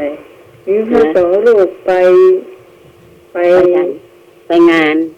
นนิมนต์กินนิมนต์ เจ้า แล้วทีนี้อันฉันข้าวเสร็จเรียบร้อย เจ้า ถามลูกเปิ้นว่า ลูกซองมีไหนห้ามตนเนื้อฟังโลดออกมา คือแกได้ยินคำว่าลูกซองมีไหน คือไม่ได้เว้นเนาะเพราะว่าลูกซองมีไหนเนี่ยแต่นึกว่าเพื่อนจะเอาปืนมายิงเจ้าเข้าใจก็ อืมถ้าชาวบ้านเข้าใจนะ พระเข้าใจว่าลูกซองมีไหน จริงๆแล้วซองก็คือซองที่เขาจะใส่ให้พระนะจ๊ะ อันนี้ชาวบ้านอู้หรือว่าตุลุง ชาวบ้านอู้ แล้วตุลุงกลัว หัว นึกว่าปืนลูกซอง โดนไปก่อนล่าหำคนก็โอ้ก็อย่างฝังหล่นมาอย่างเงี้ยมือหล่นมาได้ยายก็ไม่ได้ยินกะว่าเปิ้นว่าลูกซองไม่ไหนอ่ะ ฟังบทชัดเหมือนน่าสมัครเนาะไม่ได้ตั้งใจฟังเนาะ อืม เตรียมจะมีเจี๊ยเหรออะไรเล่นๆเราก็ได้เนาะอันไหนมีก็มาปันกันเนาะ เตี้ยน้ำใหม่มีก่อนหรือว่าท่านสมัครก่อน ท่านสมัครก่อน อันนี้ก็เป็นหลวงพ่อเหมือนกันเนาะ เนาะ เราท่านกลัวเกิบหายก็เกิบหาย2 ครั้งแล้วอะแล้วหลวงพ่อก็เอาโลหะเหน็บขี้ข้างไว้อะจบ อันนี้เป็นนมไพบูลย์เนาะนมไพบูลย์ส่งในไลน์มากว่าท่านกลัวเกิบหายเอาเหน็บไว้แล้วนะข้างเอวนะนี่เป็นยี่ห้อ5 ดาวมั้งขาวๆเกิบคีบอ่ะ อันนี้เขาขอฝากไปถึงปุ้นอย่างเจ้าชาประการ ไปวาดหมู่บุญแล้วเกิดหายนะ ประชุมงานหรือว่างานธรรมสัญจรหรือว่ารถด่วน ไม่ใช่ ประ ไป ชุมคณะสงฆ์ ไอ้อย่างน่ะไปที่ วัดบำบุญนะ ท้องไหวนะที่ไปรักษาพระโดยกันนะ นิดๆหน่อยๆก็ได้ ที่ท่านสมัครไปอ่ะที่แรมทารินน่ะ อ๋อ เออ หน่วยฮารินอบรมภาคีลา เออนะ หมอพยาบาลพระ นะเลยบอกว่าคราวนี้ต่อไปจะเปียวก็ไว้ตัวกันเนอะ เอาไว้เพิกใต้คอนเอาไว้เพิกตั้งเหนือคอนก็อย่าไปเอาไว้สื่อเดียวกันนะ บางคนก็ว่า มีงานใส่เกือบขี้ไปอ่ะบางคนเอาเกือบแพงไปแล้วเกือบราคาแพงไปแล้วบางท่านก็เป็นห่วงรองเท้านะบางทีใส่ถุงเซลมาเลยอ่ะ เอาไปนอนห้องตัวเนาะขนาดนั้นเนาะ จ้ะ จบไป2 เรื่องเนาะอีกเรื่องหนึ่งเนาะไม่วันนี้ทำไมรถยังมาติดฝนก็ตกอะเขาอาจจะกลัวฝนกล้าก็เลยเอารถรถยนต์มา ออกมาขับอย่างเงี้ยมาทำงานอะถ้าฝนบ่ตกท่านขี่รถมอเตอร์ไซค์มาได้แล้วเนาะโอ้โหนะแล้วเราเล่า ฝ กัน น เฉย ตกขนาดนักเลย ก็กลัวฝนไงก็เลยเอารถ ฝนตกแบบ รถเบนซ์รถเก๋งรถอันนี้มากัน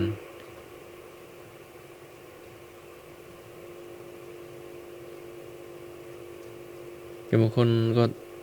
เห็นส่ง ไลน์มาเนาะ อืม น่าจะจังหวัดกาฬสินธุ์มั้งก็น้ำก็ท่วมเนาะก็บางจังหวัดที่อยู่ใกล้แม่น้ำก็ เราเสีย เตรียมไว้เนาะเตรียมตัวไว้ เอียงก็ ฮะ เอียงก็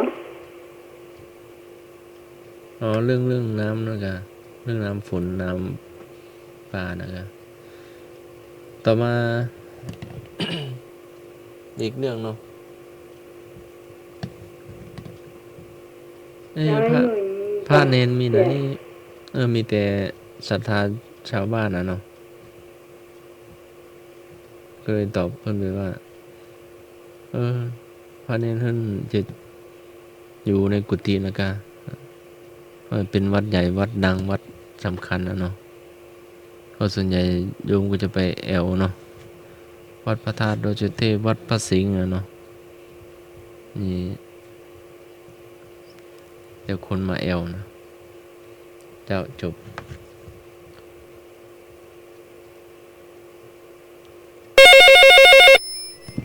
อ้าวมาเปลี่ยนกันเล่าพ้องเนาะ ครับผมครับผู้เรียกเกียรติต่อเรียกเกียรตินะครับ อันเป็นมีเทศที่เจ้าเทศญาติโยมฟังเรื่องปล่อยวางทุกสิ่งทุกอย่างในโลกนี้แจ้งเอาสักอย่างเอาได้สักอย่างไอ้ก็ว่าทรัพย์ส่วนบ้านอะไรอย่างก็จ้างแค่แหวนเงินทองเก็บทองอะไรอย่างก็จ้างได้เปลืองเอาหรอปล่อยวางไม่ยึดติดเตะเข้ามันเลิก ท่านเพชรปรับเสียงหน่อย ครับ ยังครับ เตะเรียบร้อยเลิกแล้วเนาะสถาพวกโรงว่าไปหมดเตะในโรงมือลุนสว่าเกียกทอไปนี่ไปไหนบายแล้วเกียกกล้าซื้อมาเนี่ยหายไปไหนบายแล้ว มันยืด นะ ติด แล้ว จ้ะ ก็เปียกเป็นตะกี้เนี่ยปล่อยวางอันนั้นมันโอ้หรออันนี้มันของแท้หรอ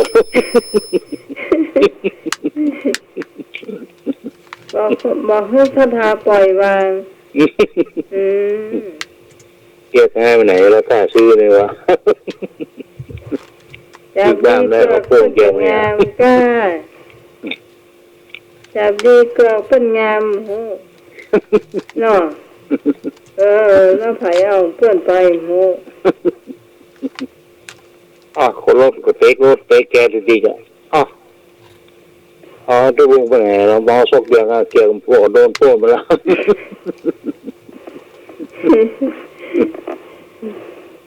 ครับนี่เรื่องนะครับนี่คนนั้นคนกรุงเทพมาอยู่บ้านเราเลยค่ะอยู่ทางนั้นสารพีเนี่ยอยู่เมืองละแล้วก็มันโบะหัวโบะไงค่ะโบะหัวไงค่ะแล้วลูกมันหาลูกมันอยู่บนนั้นมาหาพ่ออยู่ปวดกระล่างนะพ่อก็ว่าถามสารพีเนาะทับพีไปไหนเนาะมันไม่รู้พ่อสารพีไปไหนโง่มึงแม่นางเลี้ยงยังไงหรอเข้าใจคนยากลูกวันถามซะก็แล้วทีไปไหนโง่แม่นางเลี้ยงยังไงเดี๋ยวอันนี้น้องใหม่ยังบอกเข้าใจเนี่ยบอกเข้าใจละลูกมันถามพ่อสารพีไปไหนเลยค่ะครับพีแหละลูกมันอยู่บนบ้านน่ะถ้าพ่อฟังบางทีแม้ว่าลูกมันถามสารพีไปไหนว่าแม่นางเลี้ยงไงแม่นางเลี้ยงต้นยางอะไรเข้าใจคนยางหรอกลูกมันด่าลูกมันฟังทีบางทางลูกมันถามถ้าพีไปไหนเลยค่ะมันว่าถ้าพีว่าสารพีรวดครับเจ้าครับขอบคุณนะครับลุงทำหาป้าไงเนาะลุงทำหาป้าเข้าใจพวกละอย่างแต่เป็นนั่น ก่อนบอกว่าเป็นสารพีไปเหรอ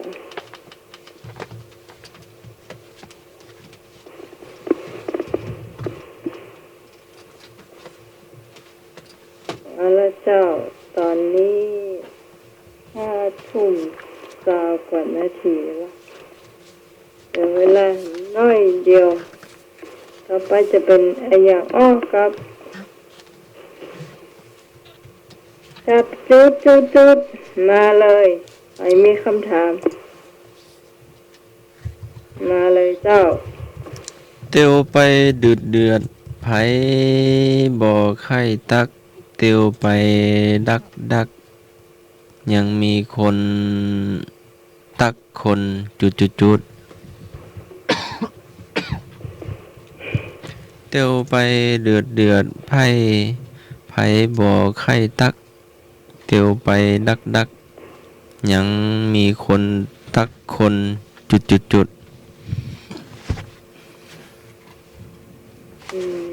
อันนี้อย่างฮะแม่แดงส้มประตูนเนี่ยนะ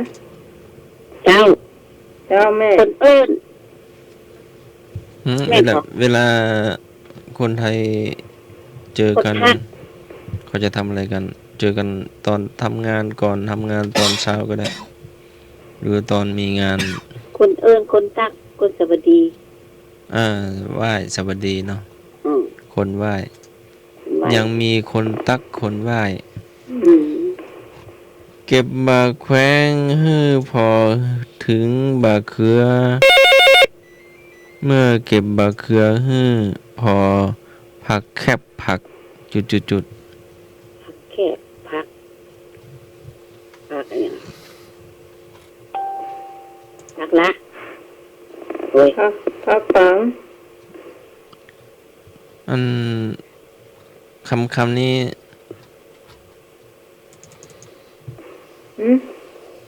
เป็นยังไง ที่ไม่บุญ พักละ ทำกับ จะอ ข้าว ม ทำกับข้าวแล้วทำแอบปลาอันนั้นน่ะตะเกียเราต้องกลับว่าอย่าง พี่ ต้องกินกับอย่าง กับข้าว นั่นน่ะกับข้าว อืม พอผักแคบผักข้าวอะ โอ้พักข้าว เป็นไงผักข้าวเป็นไง ข้าวมันจะเป็นพักแบบหนึ่งนะ เนี่ยมันจะยอดใหญ่เนาะมันเป็นเครือเหมือนพักแขกนั่นแหละ ยังบ่เคยเห็นนะ เคยเห็นกัน บ่เคยเห็น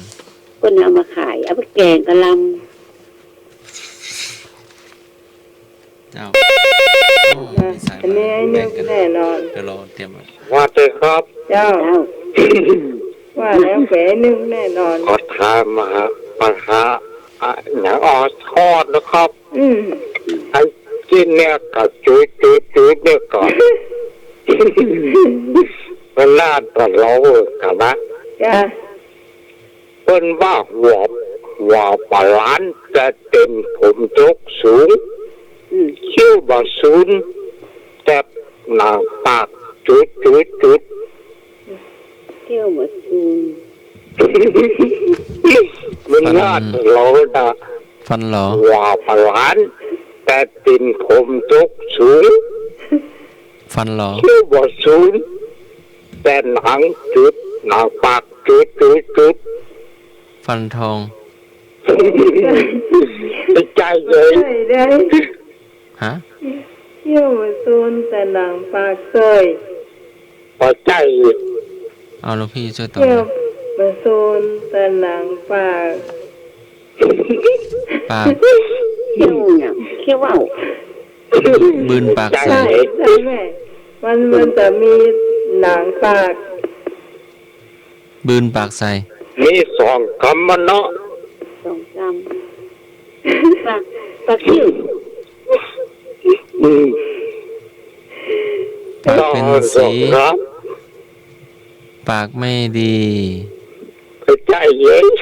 ปาก ผู้ ไม่ ฟังสา สุ มารถต ภา อ พ บมาแห่งสายหนึ่งได้นะเจ้า092 เป็นว่าหัวปลาล้าน 643 นะเจ้า แต่ตีนผมตกสูง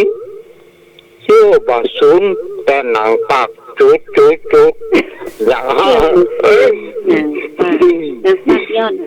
ยาน ใจเย็น ปาก งูบงุบงิบงิบ น้ำปากเต้ยอยู่ใต้อะ มันเลยเอาปากมาด้วย ครับ ทำปาก ปาก งู เต้ย งิ อบ ยู่ งิบ ใต้ ปากแจ้ครับ ปากย่อยปากห้อย ปาก ปาก ย่อย แจ้ครับ ปากเจอ ตรงก แต่ ลาง หนังปากมันอย่างหน้า แล้วหนัง ของ หนัง กลาง หนังปากเป็นไงบ้าง ตรงกลางนี่เนาะ สองครับ มีตัวไหนบ้าง ข้าบอกกระจัดต่อได้ก็ ให้หวยให้หวยก่อนนะว่า ปาก ไง ปาก มัน น้ำ น่า โพ จะโหดนะ ปากแบ่ง ปากแจ้ปากเป็นเย็น ปากห้อย ปากจู ปากแจ้ บืนปากใส่ ปากจีนไม่ใช่ ปากแจ้ครับ ป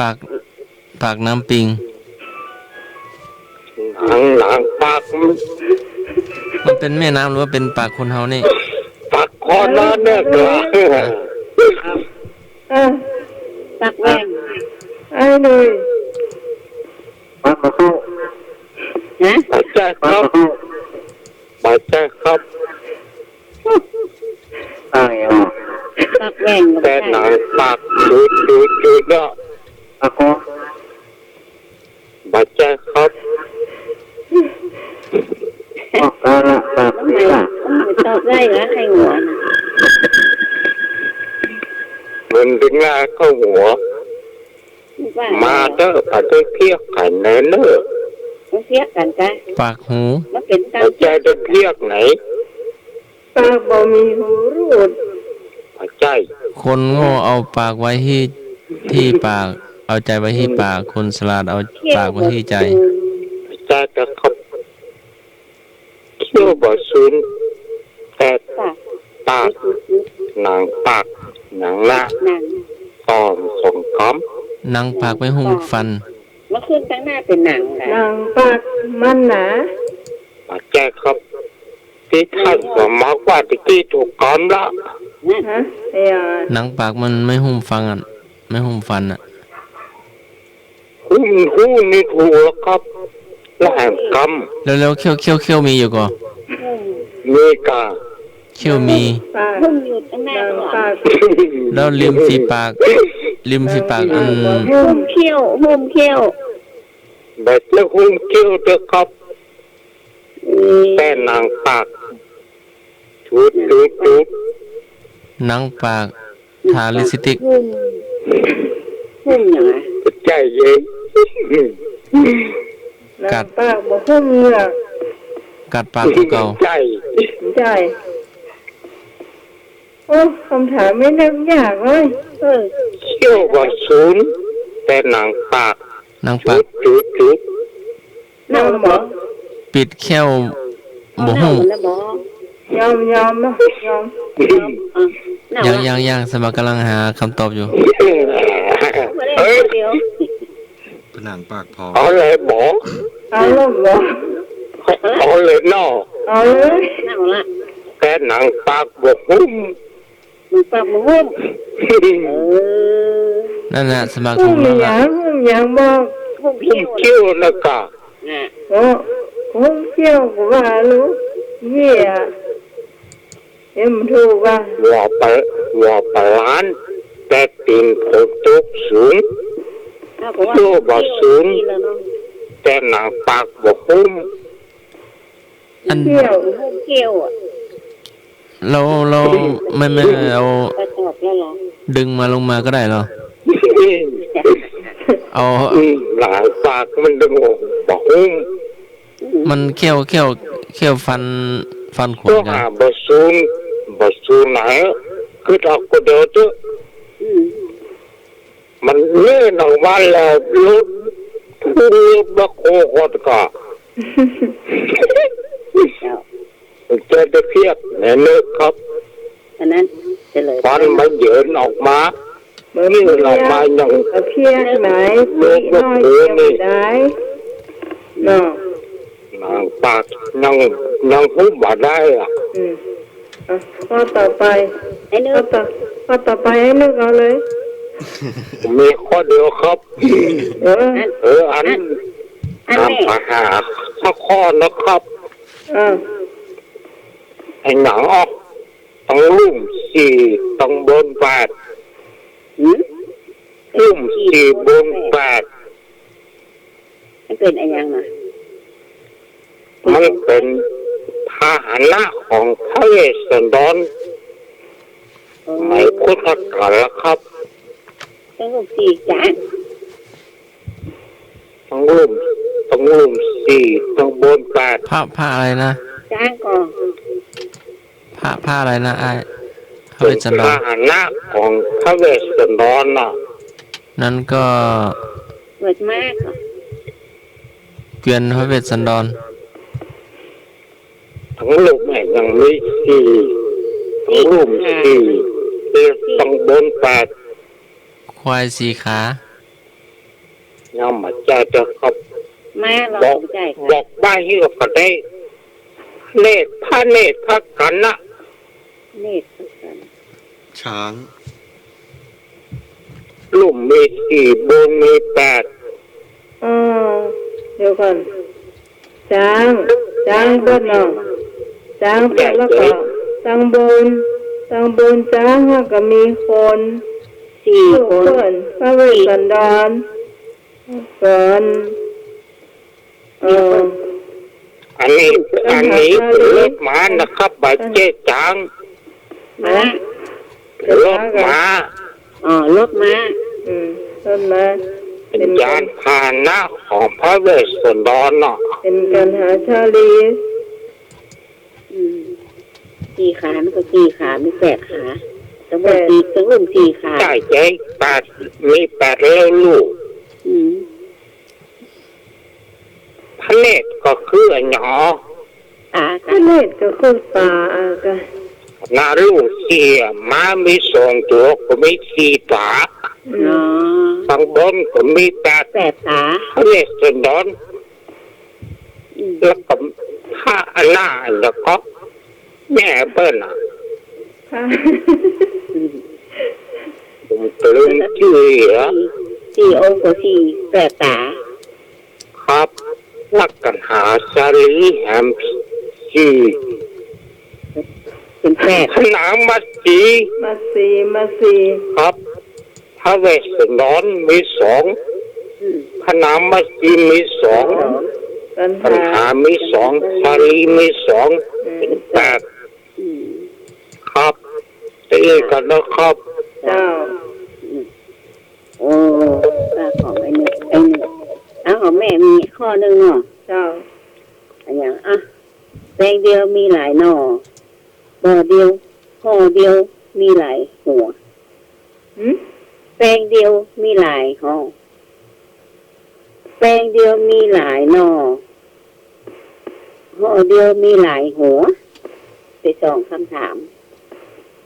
แปลงเดียวมีหลาย มีหลายหน่อ หน่อ เจ้า เป็นพืชหรือเปล่าครับ จ้ะเป็นพืช เห็ดป่ะครับ เมื่อก่อนเป็นพืชไม่ใช่ เออแปลงเดียวมีหลายหน่อ แปลงอะไรอย่าง แตง แปลง แตงไทย ไม่ใช่มันเป็นน่ะแปลงเดียวมีหลายหน่อ แตงเดียวมีหลายหน่อ ของกินหรือว่าของใจไหม มันกินยังไม่ได้เสื้อตอนหลังเป็นของกินกะ เจ้า เป็นของกิน แตงเดียว แตงไทย มีหลายหน่อ แตงกวาแตงกิ่ง แปลงเดียวมีหลายหน่อ แตงเดียวมี แป ห ล ลาย งอะไร แปลงมันเป็นแปลง แปลงนะ เจ้ามันจะแปลงนะแปลง แปลงผัก ไม่ใช่แปลงผัก แปลงนี้ถูกละแต่ไม่ใช่ผัก แปลงวัดแปลงวา โอ้ ไม่ใช่แปลงอัน แปลงซักผ้า ไม่ใช่ แปลงสีฟัน ตอบไว้เนอะตอบได้ก็ แปลงสีฟัน อืมอันนี้แปลงลอลิง แปลงรถหรู โอ้น มันเป็นแป้งอยู่กลางโต้งอ่ะเป็นห้องหยังไหม แป้งอะไรหยัง แป้งผักกาด ไม่ใช่ แต่ แป้งกะหล่ ไม่ใช่ ำแป้งข้าว ใช่ครับไม่ใช่เป็นห้องอย่างนี้อะไรหยังแป้งหวาน แป้ง หยัง นาแป้งนา แตงโม แป้งหวานอะไรหยัง แป้งหวานนา ไม่ใช่ แป้งหวานข้าว ข้าวไม่ใช่ก่อนจะเป็นข้าวอ่ะเป็นห้องหยัง แป้งหวานก้า นั่นเนาะ แล้วห่อเดียวมีหลายหัวเหรอ ห่อเดียวมีหลายหัว อะไรนะ หนักขนาดอ่ะ ห่อเดียวน่ะปุกเดียวนั่นน่ะมันมีอยู่หลายหัวอย่างน่ะมันเป็นซัดอ่ะ เป็นสัตว์ห่อเดียวเลยหัว อืม ไข่มดแดง ไข่ไม่ใช่ ห่อเดียวมีหลายหัว หลายหัว ห่อหมกหน่อไม้ ไม่ใช่ ห่อ ไอ้มดแดงนั่นน่ะ ถูกละไอ้คำข้างหน้ามันอะไรเขาเรียกอะไร ไข่ไข่ ไข่ก็ไม่ใช่ แม่ ไอ้ ม ม ด ดน่ะที่ห้องเป็นหูมันนั่นน่ะคนห้องว่าอย่าง แม่มดแดง อืม พญามดแดง ไม่ใช่คนห้องเป็นมดนะคนห้องว่าอย่างมัน ทางมดแดง เนี่ยเนาะ อ่า มันมีหลายหัวอยู่ในหลายตัวเนาะ อ่า นางมดแดงเจ้าถูกละอืม เจ้าแม่มีเห็นก็แม่ นี่ละเอาไว้คนอื่นพ่อง เอาให้หลวงพ่อ เอา เพ ไว้ ชร บ ขอน งน้อ ตู้ ง แขวนเจ้า หลวงพ่อ อะอย่างอ๋อจ้างแม่เท่าพับหูเบื้องเดียว หืม อะอย่างอ๋อจ้างแม่เท่าพับหูเบื้องเดียวอะอย่างอ๋อ ฟังบ่ค่อยออก อะอย่างอ๋อจ้างแม่เท่าพับหูเบื้องเดียว ช้างแม่เท่า พับหูแม่เดียว เบื้องเดียว เจ้า เป็น เป็นแล้ว ถ้าน้ำไหมจะออกมาเดินจงกรมเนี่ยน้ำไหมก็ต้องออกต้องผ่านตัวเนี้ย อ๋อ ประตู เจ้า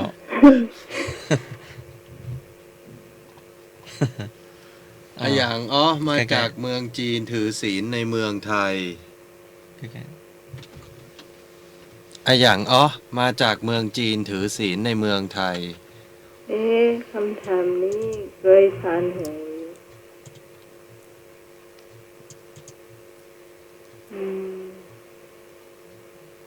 คุณผู้ฟังท่านไหนตอบได้ตอบมาเลยเจ้า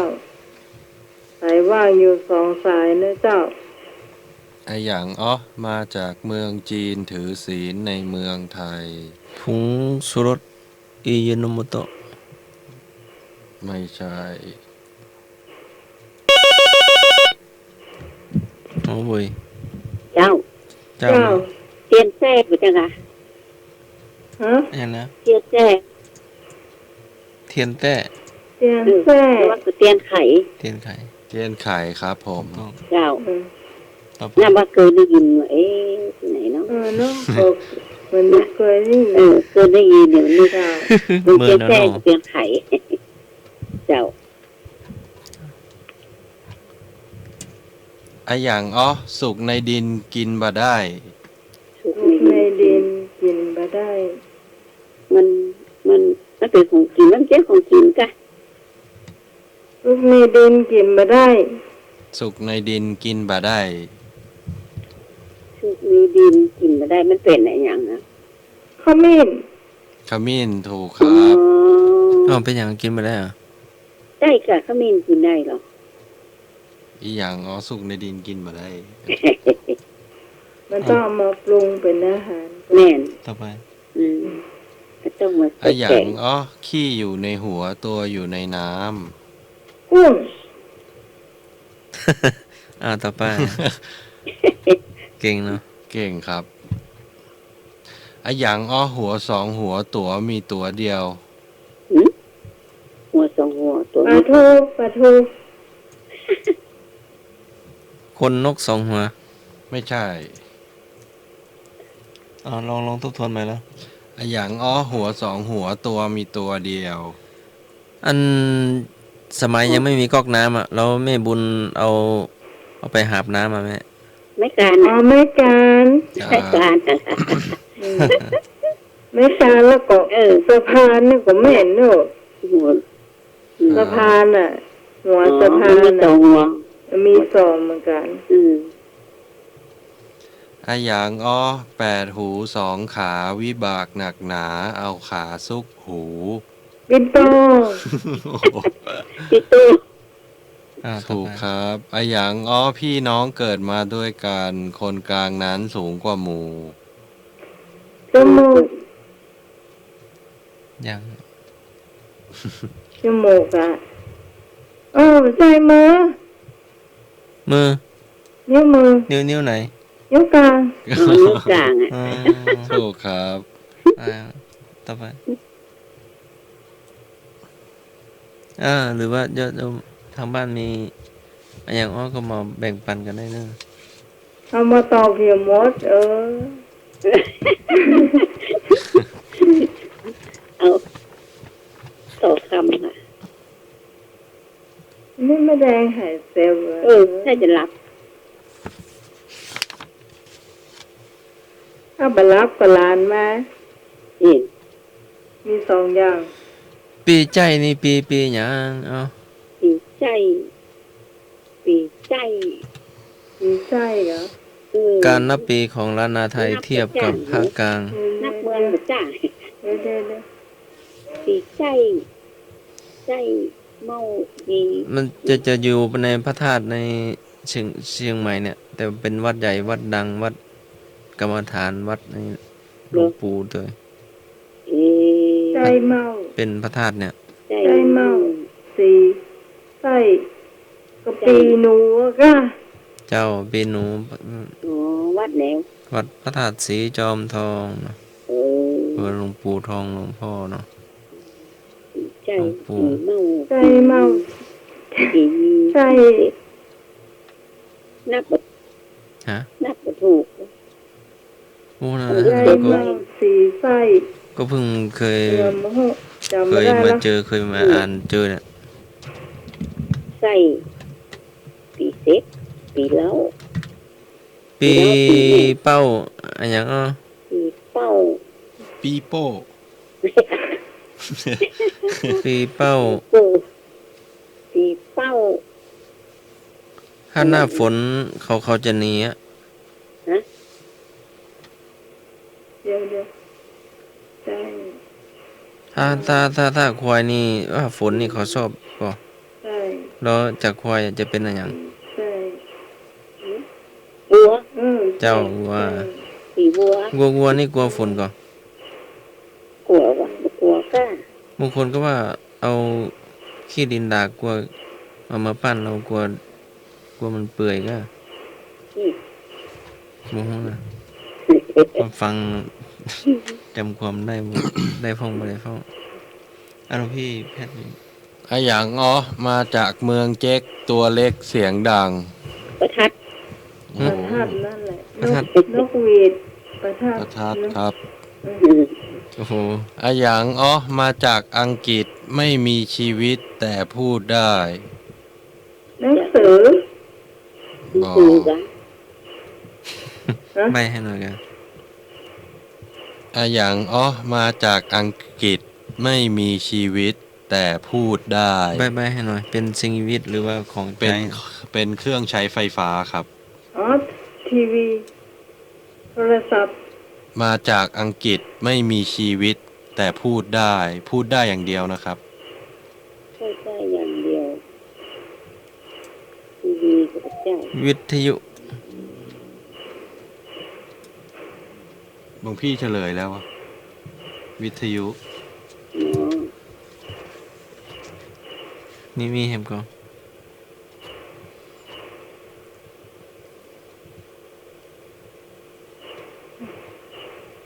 อ ไอ้หยังอ้ออุ้มลุ่มเท่าลังต่อ เจ้ามันพอบ่อหัน หัวคนเฮาเนี่ยล่ะ ผมรู้เจ้างานต่อ เจ้า จำพอบาหารหัวเขานี่เนาะ เจ้า อ้าวจอมปลวกถูกก่อน ใจเลยหัวเขาละ คำตอบว่ากล้าวมวยผม ก็มือก็ผมไม่ทางหลังเนี่ย ครับ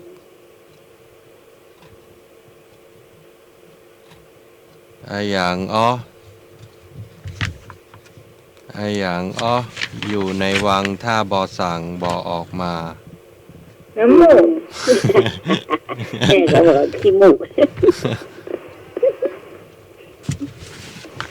แถมเรื่องคำถามเพราะหยังจบเอาการละ แล้วช่วงอำลาเนาะ วันนี้เอาการ แต่บอกอยู่คนเดียวอ่ะ อีกสักคำถาม อันยังอ๋อ อาหยังอ้อดำยาวขาวสั้น สัญญาขาวสั้น เป็นของใจกะ ก็เป็น อยู่ เป็นของที่ อยู่ไกลเราไหมหรือว่าอยู่ตัวเรา นะ อยู่รอบๆตัวเราทุกคนนะครับ ดำ ดำ ยาย าว วขาวสั้น สั้น เราตอนนอนหลับเอาวางไว้ก่อน ไม่นะครับ เวลาคนเห็นแล้วจะเก็บทิ้งตลอดครับ เส้นผม บ่อ เวลาคนเห็นจะเก็บทิ้ง ครับ นั่นใครมาตอบโอเคครับ เจ้า อีจิกกิ้งแม่นก็ครับ แม่นก็ เออดำยาวขาวสั้นอ๋อสุดท้ายมันคือถ้ามันขี้ขาวน้อยเดียวเนาะ เจ้าเอาละช่วงลาช่วงลาเจ้า เนี่ยลาก่อนเนาะ เจ้า ภาษาท่านอาจารย์เนาะภาษาท่านธรรมะ เจ้า ภาษาท่านเพศตัวย เจริญพ แล้ว ร ก็ภาษาทุกท่านตัวเนื้อที่ฟังอยู่เนาะ เจ้า สวัสดีน้องไหม เจ้า สวัสดีไอ้หนุ่ยไอ้นี่สวัสดีทุกคนเนาะที่มาหลับนอนพูดปากันใหม่เนาะ เจ้า เจ้าสวัสดีเจ้า เป็นรายการใหม่ทั้งใหม่ทั้ง ทั้ เก่าง ใหม่ และเจ้ายินดีต้อนรับนะเจ้า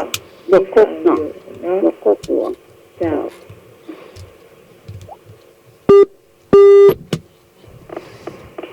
อำ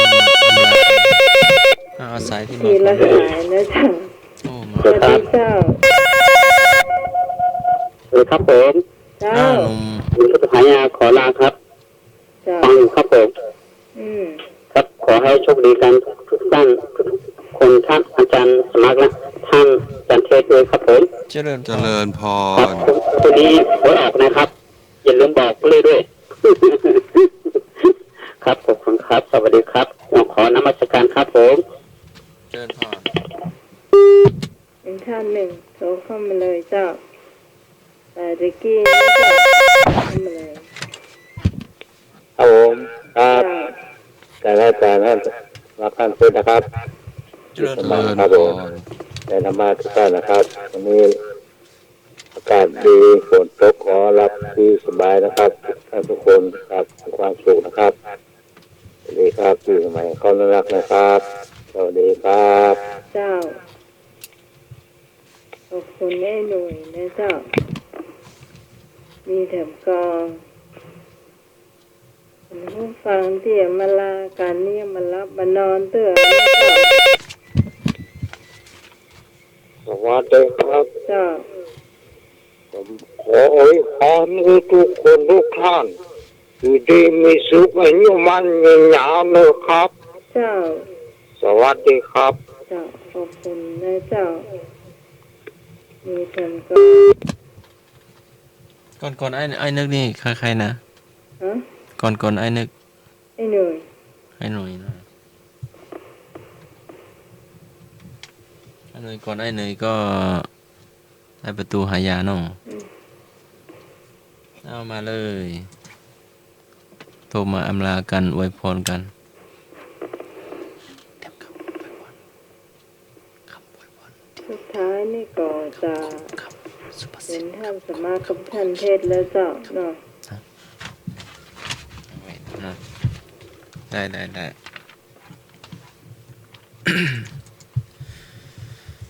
ส สูตรของคนเกิดเป็นคนคนให้ทั่วปากไม่ล้นก้นไม่รั่วชั่วไม่เอาเมาไม่มีนี่แหละคนค่ำคืนนี้ก็ให้ท่านผู้ฟังหลับเป็นสุขตื่นเป็นสุขไหว้พระสวดมนต์ขอเจริญพรต่อไปหน้าใหม่หรือว่าหลวงพี่เพชรสั้นๆก็ได้เนาะ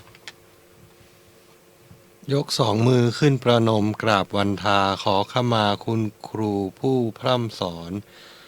ผู้ถ่ายทอดวิชาให้คนจร ผู้สั่งสอนลูกศิษย์ให้คิดเป็นสำหรับค่ำคืนนี้ก็อยากให้ทุกท่านนึกถึงคุณครูนะครับ แล้วก็ นึกถึงวิชาที่ได้ร่ำเรียนมาของแต่ละท่าน ขอให้หลับฝันดี ตื่นขึ้นมาเจอแต่สิ่งดีๆนะครับขอเจริญพร เจริญพร เจ้าก็สำหรับวันนี้ขอบคุณคุณผู้ฟังทุกเสียงทุกสายนะเจ้าที่มาช่วยกันจัดรายการธรรมะคลายเครียดคืนนี้นะเจ้าเราจะมาพูดปากันใหม่ในคืนพรุ่งนี้สำหรับวันนี้ต้องขอลาคุณผู้ฟังไปก่อนทีมงานธรรมะคลายเครียดตัวมั่วตัวมวลนะเจ้าท่านสมาร์ทเจ้าน้องไหมท่านเพชรนะเจ้าขอบคุณพระอาจารย์พระครูสมวิศวะวรกิจโจผู้อำนวยการสถานีผู้ควบคุมเสียงเลือกเพลงคุณผู้ฟังได้ฟังตัวนะเจ้าต้องขอบคุณที่มีเมตตากับรายการนี้มาโดยตลอดนะเจ้าสำหรับวันนี้เราจะลากันด้วยเพลงนี้เจ้า